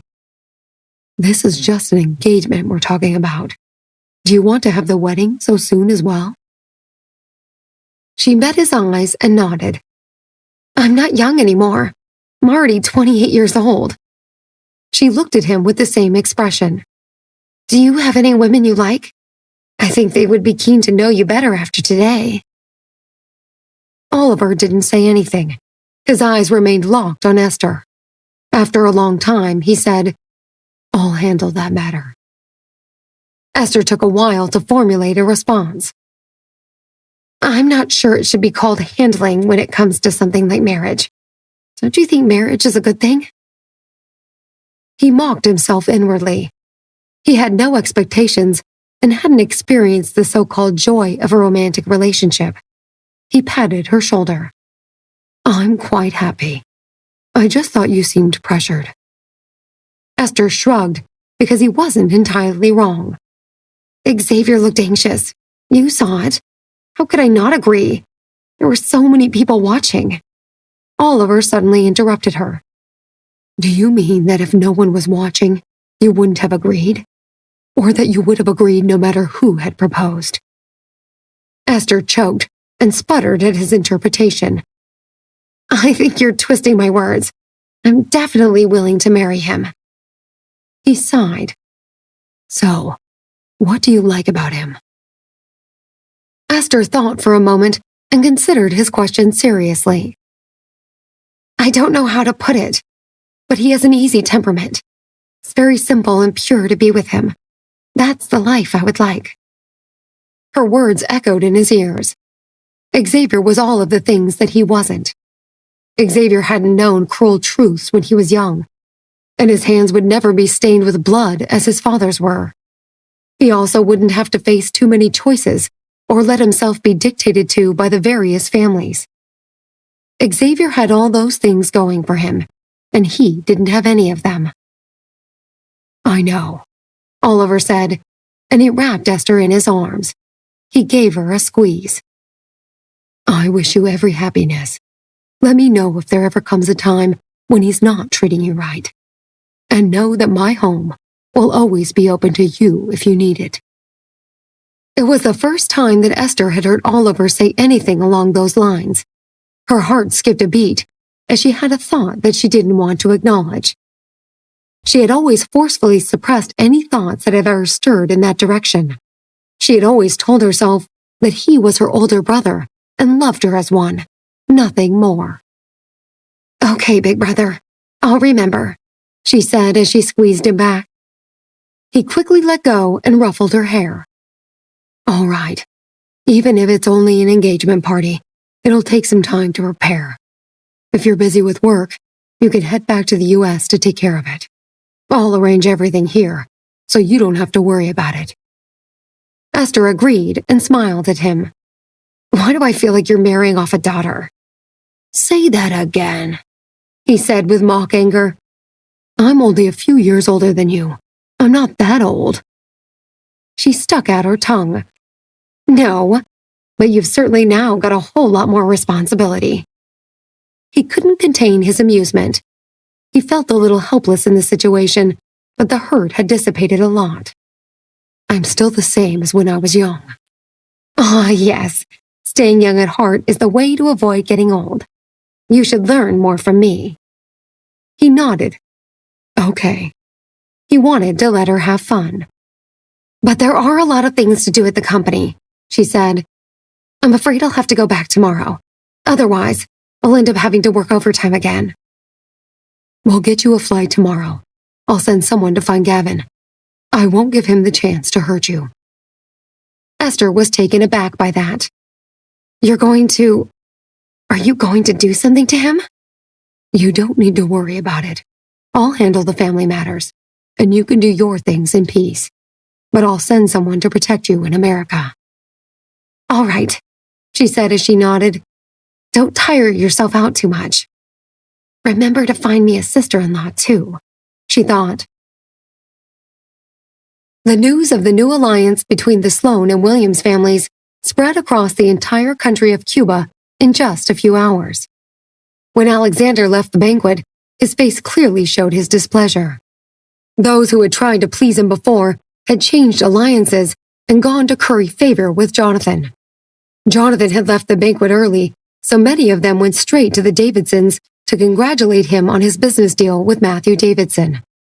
Jonathan's courtyard was inundated. When Alexander heard that, he was so angry that he smashed everything in the room. However, it wasn't enough to vent his anger. He looked at one of the more attractive housekeepers, and a thought flashed through his mind. At the banquet, Mackenzie had publicly expressed her love to Oliver. Mackenzie was persistent by nature, but she had to know that she was already tied to Alexander because of the things she had done with him. He wondered if, like so many others, she had stopped taking him seriously after he had lost his power. With that in mind, he called her immediately. When she saw the call, her eyes filled with disgust, but she remembered her deal with Jonathan to help bring Alexander down, so she answered the call. Her voice seemed far away as he said, "Come over here immediately." She snarled at the imperious tone, but she managed to respond. Fine.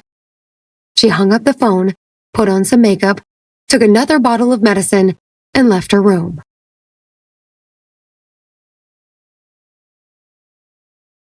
At the same time, Jonathan and Nancy had just said goodbye to the last wave of guests.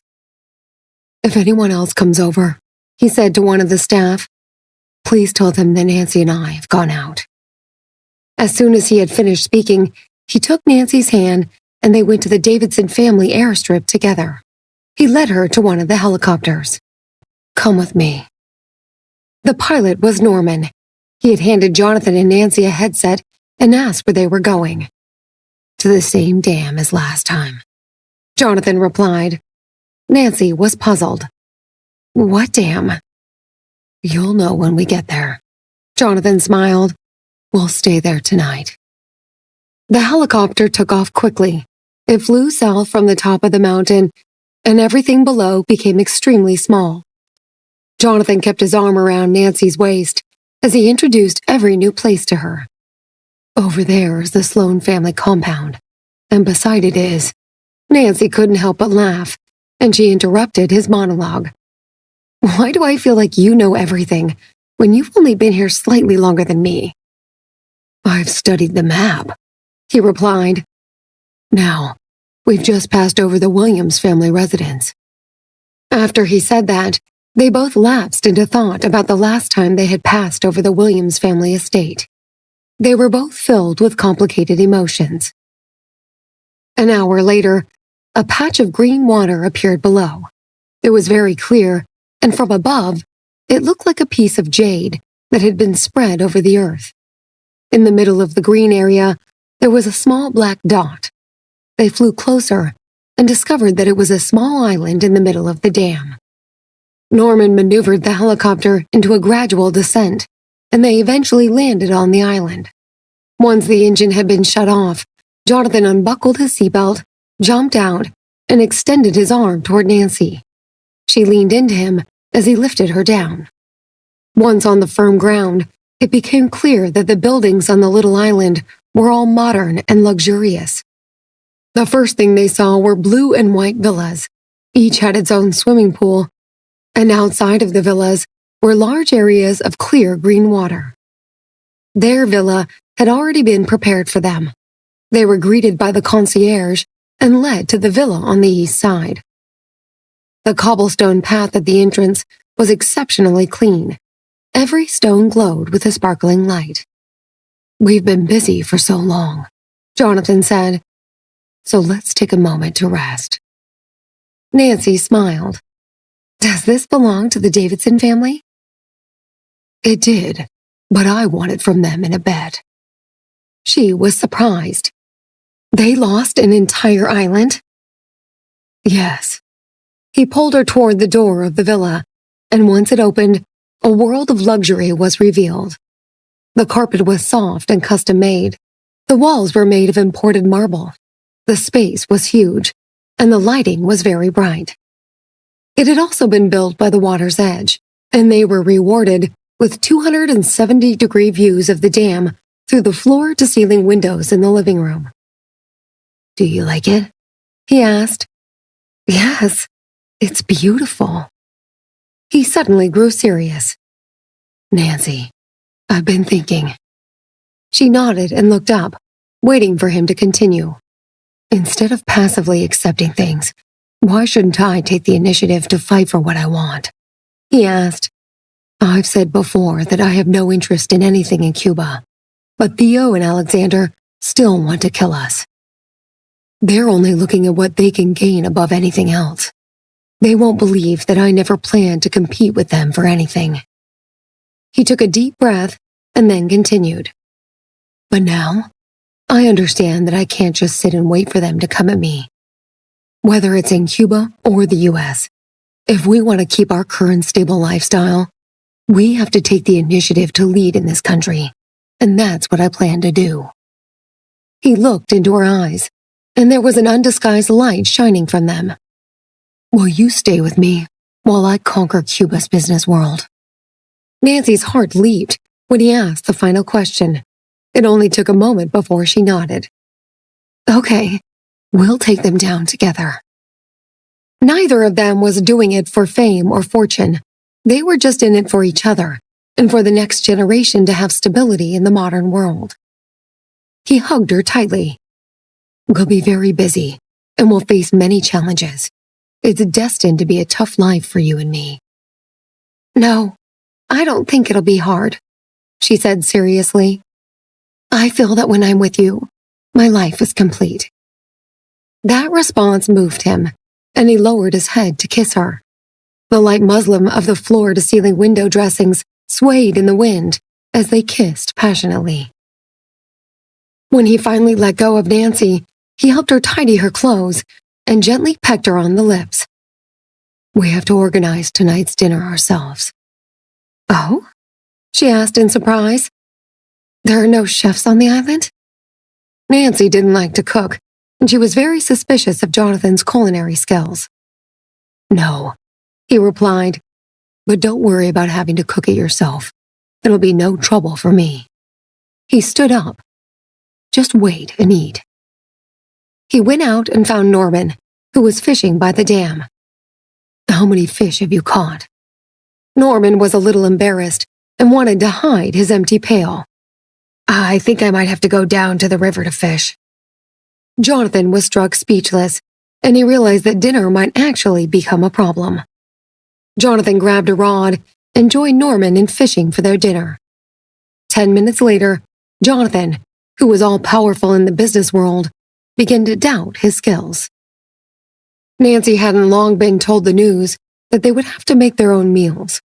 She rested for a while, but then she noticed the sky gradually darkening. She didn't know where Jonathan had gone. She only knew that he had been intent on sorting some food. She headed out and saw the two men sitting side by the dam, fishing. She went over excitedly. How many fish have you guys caught? We won't need too many. There aren't many people to feed. But she then saw the empty pail and was puzzled. Haven't you caught any yet? Or have you set them all loose? Norman sat quietly while he thought about how to reply. There are instant noodles in the helicopter. If you're hungry, you can... Nancy laughed when he trailed off. She saw that there was another fishing rod, so she picked it up. I'll try too. 3 of us against the world. She sat down, but she didn't know how to cast. Jonathan taught her, and she had a go. She locked her eyes on the float and waited for it to move. A few minutes later, just as her eyes were going blurry, she felt a sudden and powerful pull on the line. Ah, there's a fish, she said as she excitedly lifted the rod. She was surprised by the amount of force being exerted on it. Beside her, Jonathan recovered from his shock and hurriedly took over.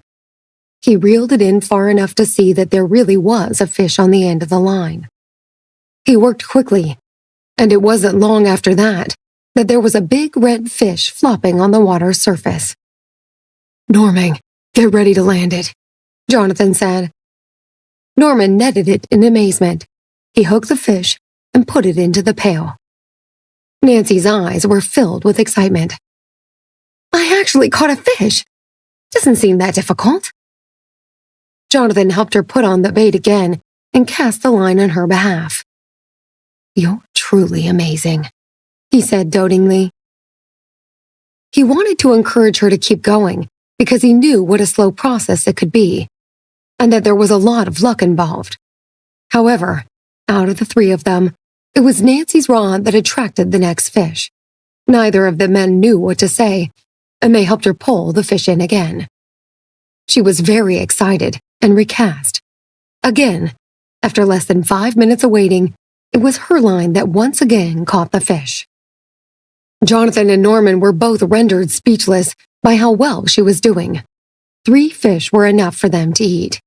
So they put away the rods and got things ready to start cooking. Nancy was still immersed in the joy and excitement, and her eyes were shining.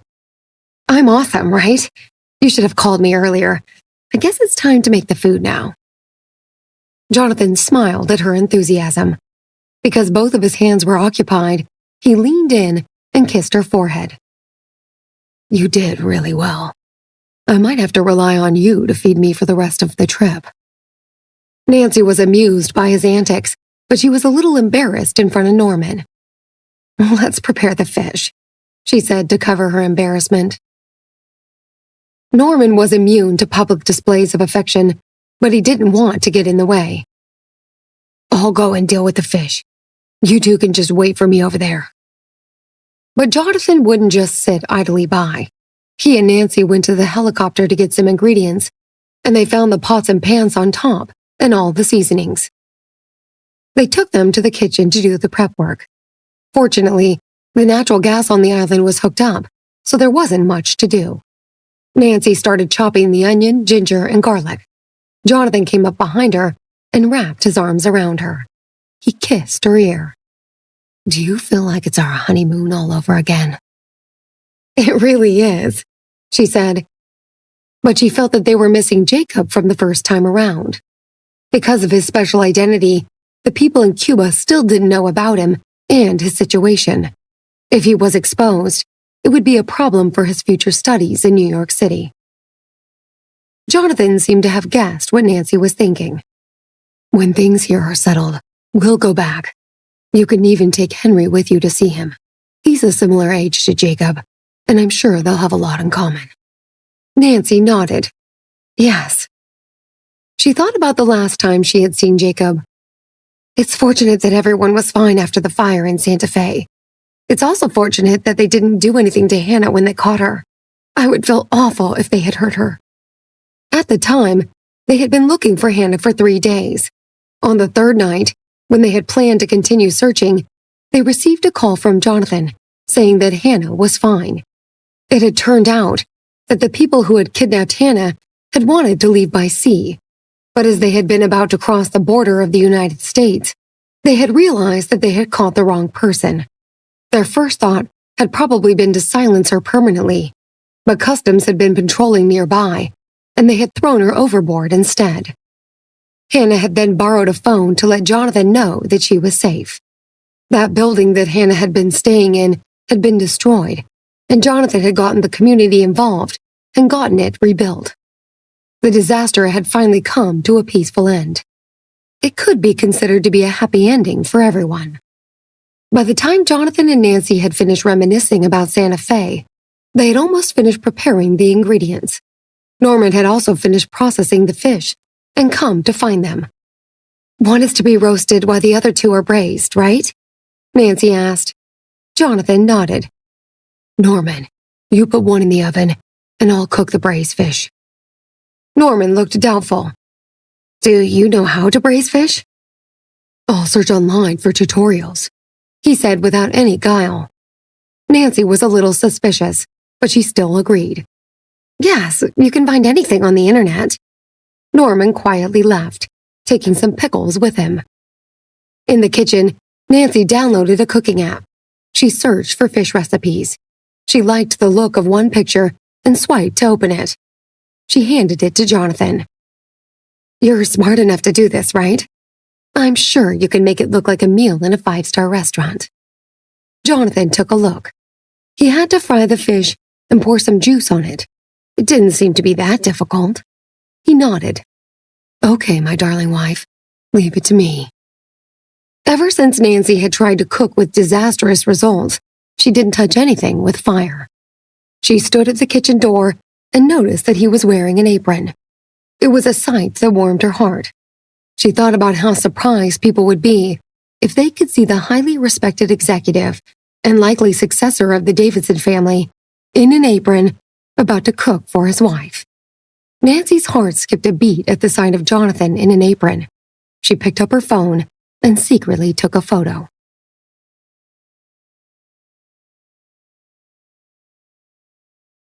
The sun was starting to retreat behind the horizon. The sky was darkening, but there was still a few red clouds in the sky. Jonathan stood in the open kitchen. In front of him was the dam, and in his hands was a spatula. He was carefully flipping the fish he was frying. The motion was obviously unfamiliar to him. One of the fish pieces had stuck to the pan, and as he tore it loose, a few drops of oil splashed on his apron. His movements were focused and serious, as though he were working rather than cooking. Nancy took a short video as well and edited it into a brief reel captioned, "The Chef at Home." She searched for Esther on her contact list and sent the reel to her. Esther was getting ready to pack because she was leaving Cuba the next day. She saw what Nancy had shared with her, and her eyes widened. She couldn't believe Jonathan was actually cooking. Esther had painted a picture of him as someone who wasn't particularly skilled in that area. She knew that when the two of them ate at home, the meals were cooked by their chef. She also knew that Nancy was afraid of fire and that she would never take the initiative to do it. Esther watched the reel several times and, without thinking, forwarded it to Xavier. She then replied to Nancy. "Your husband is cooking for you? Wow, I'm surprised Mr. Davidson is allowing it. He'll be furious if you burn the kitchen down." "We've snuck out," Nancy said, and sent her location. Do you want to come? It's only Jonathan, me, and Norman here. Norman? Esther reacted with a drooling emoji. I'd love to. Nancy laughed. As long as you don't end up with a jealous fiancé. He's only just proposed to you in front of everyone, and now you're swooning over our muscle man. Esther sent a series of emoticons and then said, To be honest, I think Xavier could do with a little bit more exercise. Norman is so hot. If he had a body like Norman, he would be perfect. Norman is indeed quite special. I once saw him coming back from a mission before I was with Jonathan. His muscles were bursting out of his clothes. She smiled widely at the memory as she sent the message. It's good to see that you've still got good taste, Esther replied. Nancy agreed. So, Sydney was originally engaged to Xavier and decided that she didn't want him. If she wanted Norman instead, I guess it would prove that she has good taste. She followed that with a laughing emoji. Nancy chatted happily to Esther and didn't notice that Jonathan had already finished one fillet of fish. He was scooping up another when he caught her smiling broadly. He moved closer to look at her phone screen out of curiosity. Nancy reacted by stepping back and away. She moved too quickly, and the phone escaped her hand, but Jonathan caught it before it hit the ground. The screen was still lit, and he looked down. She screamed inwardly and reached out to grab it back. Jonathan immediately realized that something fishy was going on, and he raised the phone above his head. Nancy reached for it, but she wasn't tall enough. She clung to him and tried to snatch the phone. He held the phone with one hand above his head. His hand was big enough that he could operate it easily and slid the finger across the screen and scrolled through her messages. He read through the chat between Nancy and Esther, and his eyes seemed to darken in color. Norman is very smart, he said. His muscles are bulging. Sydney has good taste. He finished reading the conversation and narrowed his eyes. So, you're getting itchy feet again. Nancy looked around erratically as she thought about how she could explain. In the end, she just bit her lip and winked innocently at him. Yes, what I said is true, but I hadn't quite finished. She then wrestled the phone from Jonathan and typed more. Norman is pretty good, but my husband is the best of the best. Not only is he super talented, but he exudes such handsomeness that everybody wants him. Sydney has good taste, but I think mine is better. Nancy's fingers worked nimbly, and the message was sent quickly. It wasn't long before she received a reply from Esther. I agree with you. You have the best taste. She was surprised, but in a good way. Esther was the definition of a good friend. Nancy knew that she had instinctively understood what was needed. She then saw that Esther had sent another message. I know you love your husband, but the way you go on about him makes me wonder if you ever consider my feelings. You often talk about how attractive Norman is, but you always cycle back to Jonathan. We all know you think he's the bee's knees. When Nancy saw the message, she proudly held the screen closer to Jonathan. She was keen to take credit for what was written. Look, she's still going on. Esther knows how it is. Jonathan looked at the most recent and seemingly manufactured conversation on the screen and didn't know how to respond. He could tell that Nancy and Esther had a tactic understanding that was coming into play, and he could feel his jealousy disappearing when he noted her delight. Nancy had walked into a new life, but she had also apparently seamlessly reunited with her old best friend. He was very happy for her. He decided to go with the flow, and he stroked her hair tenderly. Okay, my wonderful wife, I love you so much. Nancy's joking demeanor suddenly changed when she heard that. She stretched her arms around his neck and stood on her tiptoes to kiss him. She was a little embarrassed at having been caught. I really do think I have a good eye, because you are the best. Jonathan cradled the back of her head and deepened the kiss. He would have liked to continue, but he smelled something burning. He quickly let go of Nancy and went to tend to his fish. One side did look a little overdone, and it had gotten a bit crispy at the corner. As he worked, he received a call from Xavier. "Are you on the island at the center of the dam? Do you mind a couple more guests?" Nancy's mouth was watering as she looked at the swordfish that Jonathan had prepared. She grabbed the big plate and pulled it toward her. "This is all mine." Esther burst out laughing. "It looks like your wife is about to eat all the food, Jonathan." She and Xavier had arrived at the dam just in time for dinner. Jonathan smiled and put his arm around Nancy's shoulder. "Did you know that Maria caught all the fish? Norman and I were fishing for hours, but came back with nothing." "I'm impressed, Maria," Esther said. "I didn't know you were good at fishing."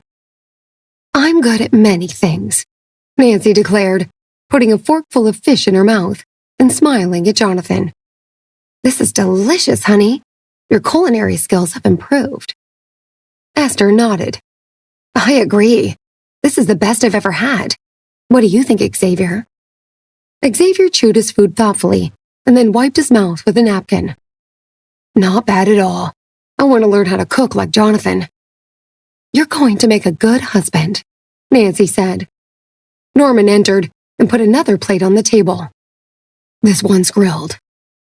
Nancy and Esther attacked it simultaneously, but Nancy wanted it all to herself, so she tried to put Esther off. "You just ate a whole lot of the other fish. Are you sure you want more? You don't want to get fat." "I don't care if she gets fat. She's perfect," Xavier said. "My fiancé has never looked more beautiful." Esther blew him a kiss. "You're too good to me, darling." Nancy laughed and turned to Jonathan.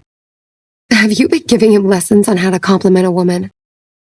As they chatted and laughed, Jonathan received a message on his phone. He read it and then shared the news with everyone at the table. "Hey guys, Latham just texted me. He's getting married." Nancy was astonished. "What? Didn't even know he was dating someone. Call him and find out who the woman is." Jonathan nodded. "I will, right after dinner." Latham hadn't seen Ashley since that day at the hospital, and he was in a meeting when she came into the office to collect her things. She said goodbye to her colleagues and returned her company phone to her supervisor. It was only at lunch that the marketing director told him that she had been at the office to collect her things. Latham knew that if it weren't for her connection to Jonathan, he would probably never see her again. He had spent a lot of time thinking about what she had said. Was I leading her on unintentionally? He wondered. Maybe I did flirt with her a few times and give her the impression that I was interested. He had never meant to. That evening in the park, when they had sat on the bench, he had told her point blank that he wasn't ready for a relationship, and she had told him that she wasn't interested in him. At that point, he also hadn't thought of her as anything more than a friend. It was only after that he had developed feelings for her. He couldn't deny that he found her attractive, and he had never expected them to become friends.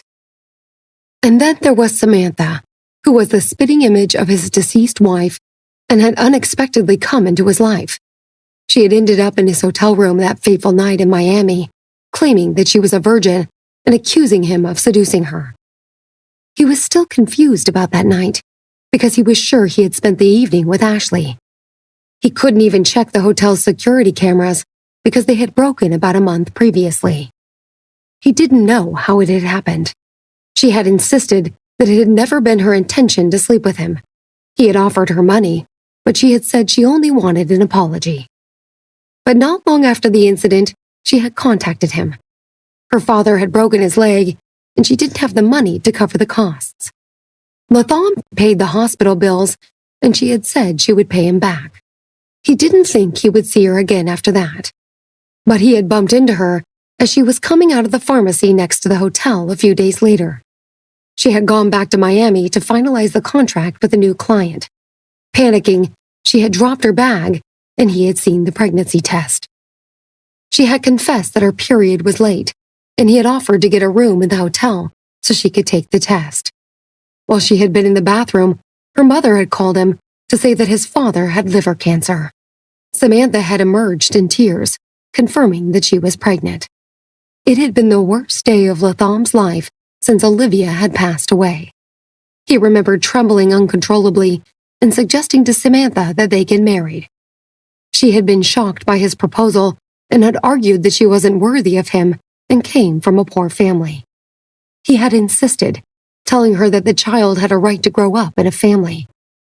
He had also made it clear that he had no feelings for her, but was willing to take responsibility for his actions. She had promised to think about it and had contacted him 2 days later, saying she wanted to keep the baby. She had also asked him to lend her some money to help her father out again. He had agreed, and she had told him she was willing to marry him. She had quit her job at the hotel the following day and had moved to New York City with him. They were now living together in his apartment. He was busy at work during the day and found excuses to stay out late at night so he could avoid her. She was often asleep by the time he came home. They slept in separate rooms, and he didn't touch her even once. They agreed to go to the doctor's visits and ultrasounds together, but otherwise, they led completely separate lives.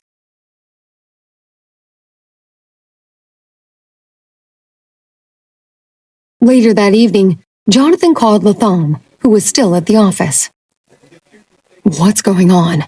What's this about you getting married? And why have you been so quiet lately? I haven't heard from you in ages." Latham took a deep breath. I just found out recently that my father was diagnosed with stage 4 liver cancer and has only 6 months to live. So I've been a bit preoccupied. As for my engagement, I got a girl pregnant by accident. It's the right thing to do. Jonathan was stunned. "How could that have happened? Didn't you use protection?" It was our first time, apparently, and I had had too much to drink that night to remember what had happened the next day. I met her at a hotel I was staying at during a business trip to Miami. What can I say? It can't be undone. She's the spitting image of Olivia, by the way. "Are you sure she's pregnant?" "Yes," Latham replied flatly. "I was with her when she took the pregnancy test." You need to rethink this. Marrying her just because she's carrying your baby isn't the answer. You're going to regret it eventually. Latham stared out the window at the New York skyline and sighed. He suddenly recalled Ashley telling him that she regretted falling for him. It seemed that his life was full of regrets lately. He regretted losing Olivia. He regretted having too much to drink that night, and he regretted having slept with Samantha. Jonathan, I would never have asked this woman to marry me if she weren't pregnant. Latham said. But I'm thinking of the child. I realize how precious life is now that Olivia's gone. I'm afraid of making the wrong choice. Jonathan immediately understood what he meant. "What are you planning to do for the wedding? A small ceremony at the town hall?" Probably. We'll invite close family. I haven't met her parents yet, but I don't think she has any friends in New York. It'll be a small affair. "When?" The beginning of next month? We'll need to do it soon. My father's very sick, and Samantha's 2 months pregnant. I just want to get it over with. Jonathan was thoughtful. "It's a bit rushed, but I suppose you can pull it off." Like I said, it'll be a small event. I've already told my parents, and I'll invite a handful of relatives and close friends. Jonathan sighed. "I'm really sorry about both your dad and the predicament you're in.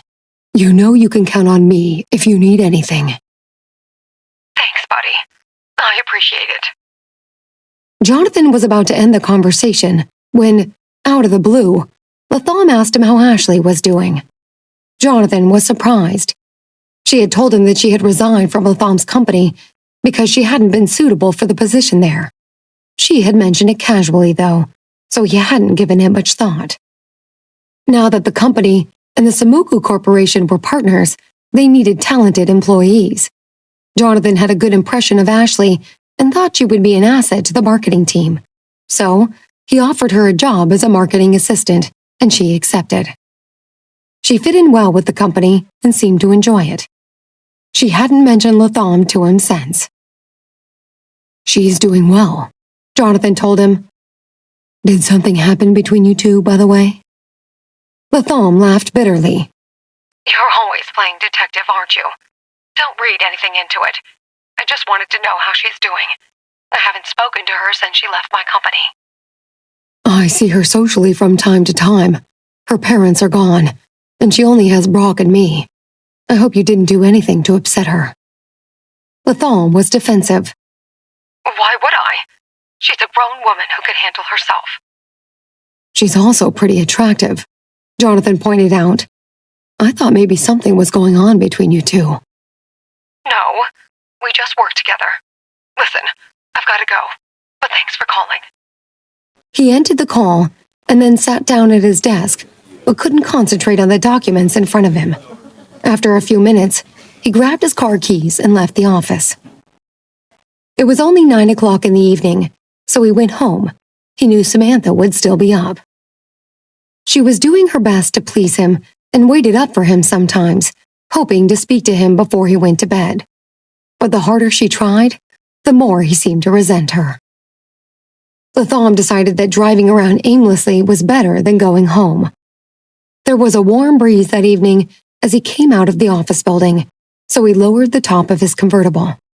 He drove across the bridge and noticed that his car was low on fuel, so he pulled into the first gas station he found. He saw a familiar car parked in front of the small convenience store and realized that it was Ashley's. He spotted her just as she was coming out of the store. She was wearing a pair of white trousers and a sleeveless top, and stood out with her lithe figure and long legs. She stopped and looked at her phone. She seemed different to him somehow. He sat in his car and watched her for a while, forgetting momentarily why he was there. She sipped her iced coffee and finally walked to her car. Latham didn't know whether she had noticed him, so he got out of his car only after she had pulled out of the parking lot. He filled his car up with gas and went inside the store to pay. A few young women standing in line smiled at him, but he ignored them. He was in no mood to flirt back. The line moved forward, and just as he was getting his wallet out, he heard a familiar voice behind him. Latham turned around in surprise and saw Ashley apologizing to a woman standing in line. She had tripped and accidentally spilled some coffee on her. The woman waved her hand to dismiss the incident. "That's okay." Ashley smiled and offered her a napkin. She had returned to retrieve her bank card, which she had accidentally left on the counter.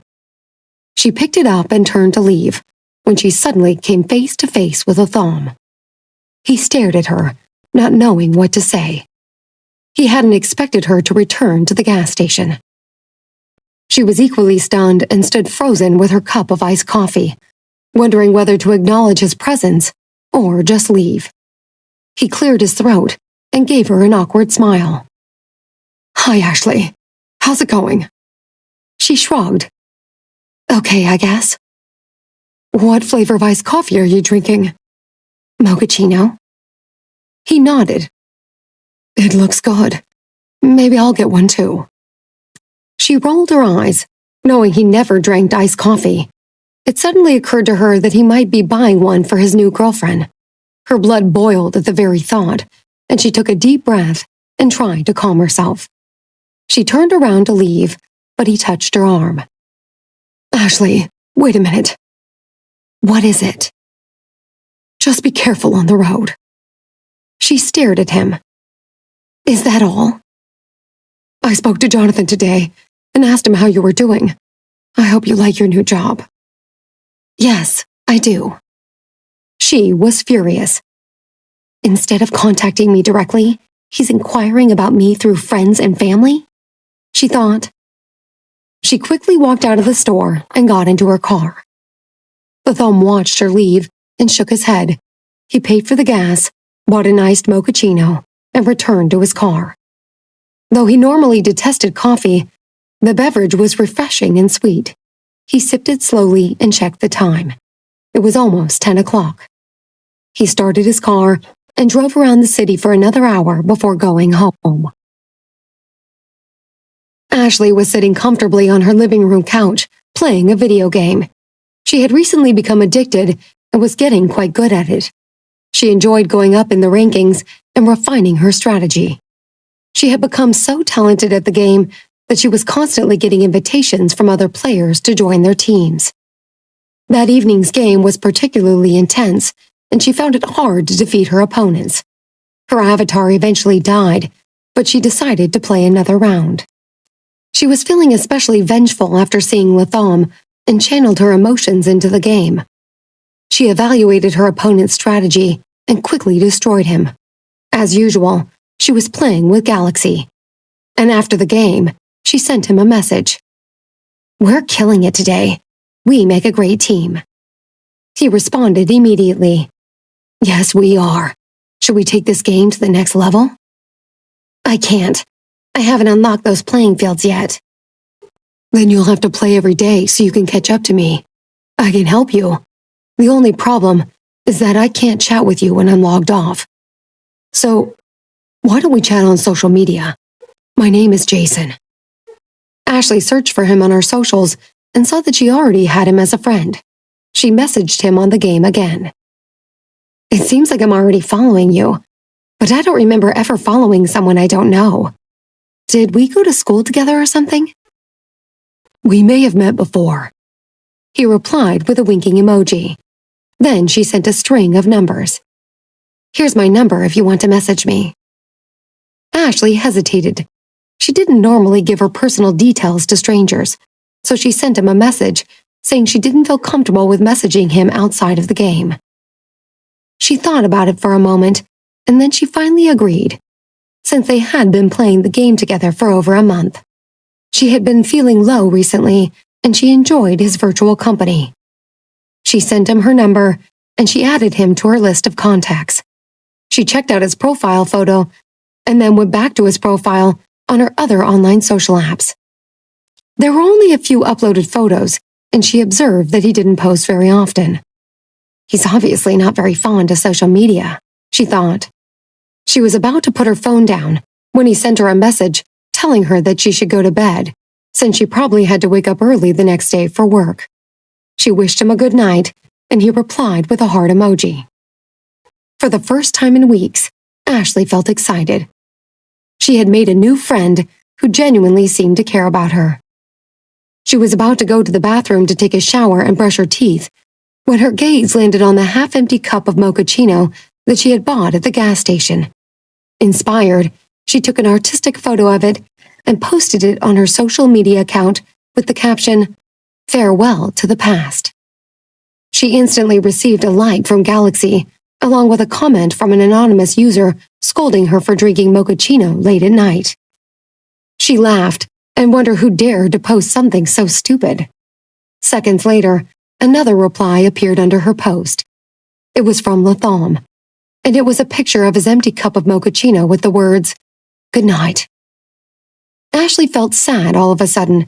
She switched off her phone, took a shower, and went to bed. The next morning, she decided she would devote all of her time and energy to the Davis group. Things were busy, and there was always something to do. She was relieved that no one knew that she and Jonathan were related, and treated her like any other employee. Jack was the only one who knew their secret, and he made sure she was well taken care of. She discovered that her new job made her forget about her personal problems. She kept busy and constantly searched for projects she could throw herself into. She was so tired by the end of the day that she had no trouble sleeping. Occasionally, when she woke up in the middle of the night and thought about Latham, she would make a mental list of things she had to do the following day and would quickly fall asleep again. One morning, she bumped into Jack in the elevator. He asked her if she'd heard about Latham's engagement. Ashley was shocked. "No, I had no idea. When is he getting married?" Latham had told her he was going to marry Samantha, but she hadn't actually believed him. "In a few weeks," Jack replied. "His father has terminal cancer, so they don't want to wait. They'll go to City Hall, and there'll be a small reception at a hotel. I'm organizing everything in Jonathan's absence."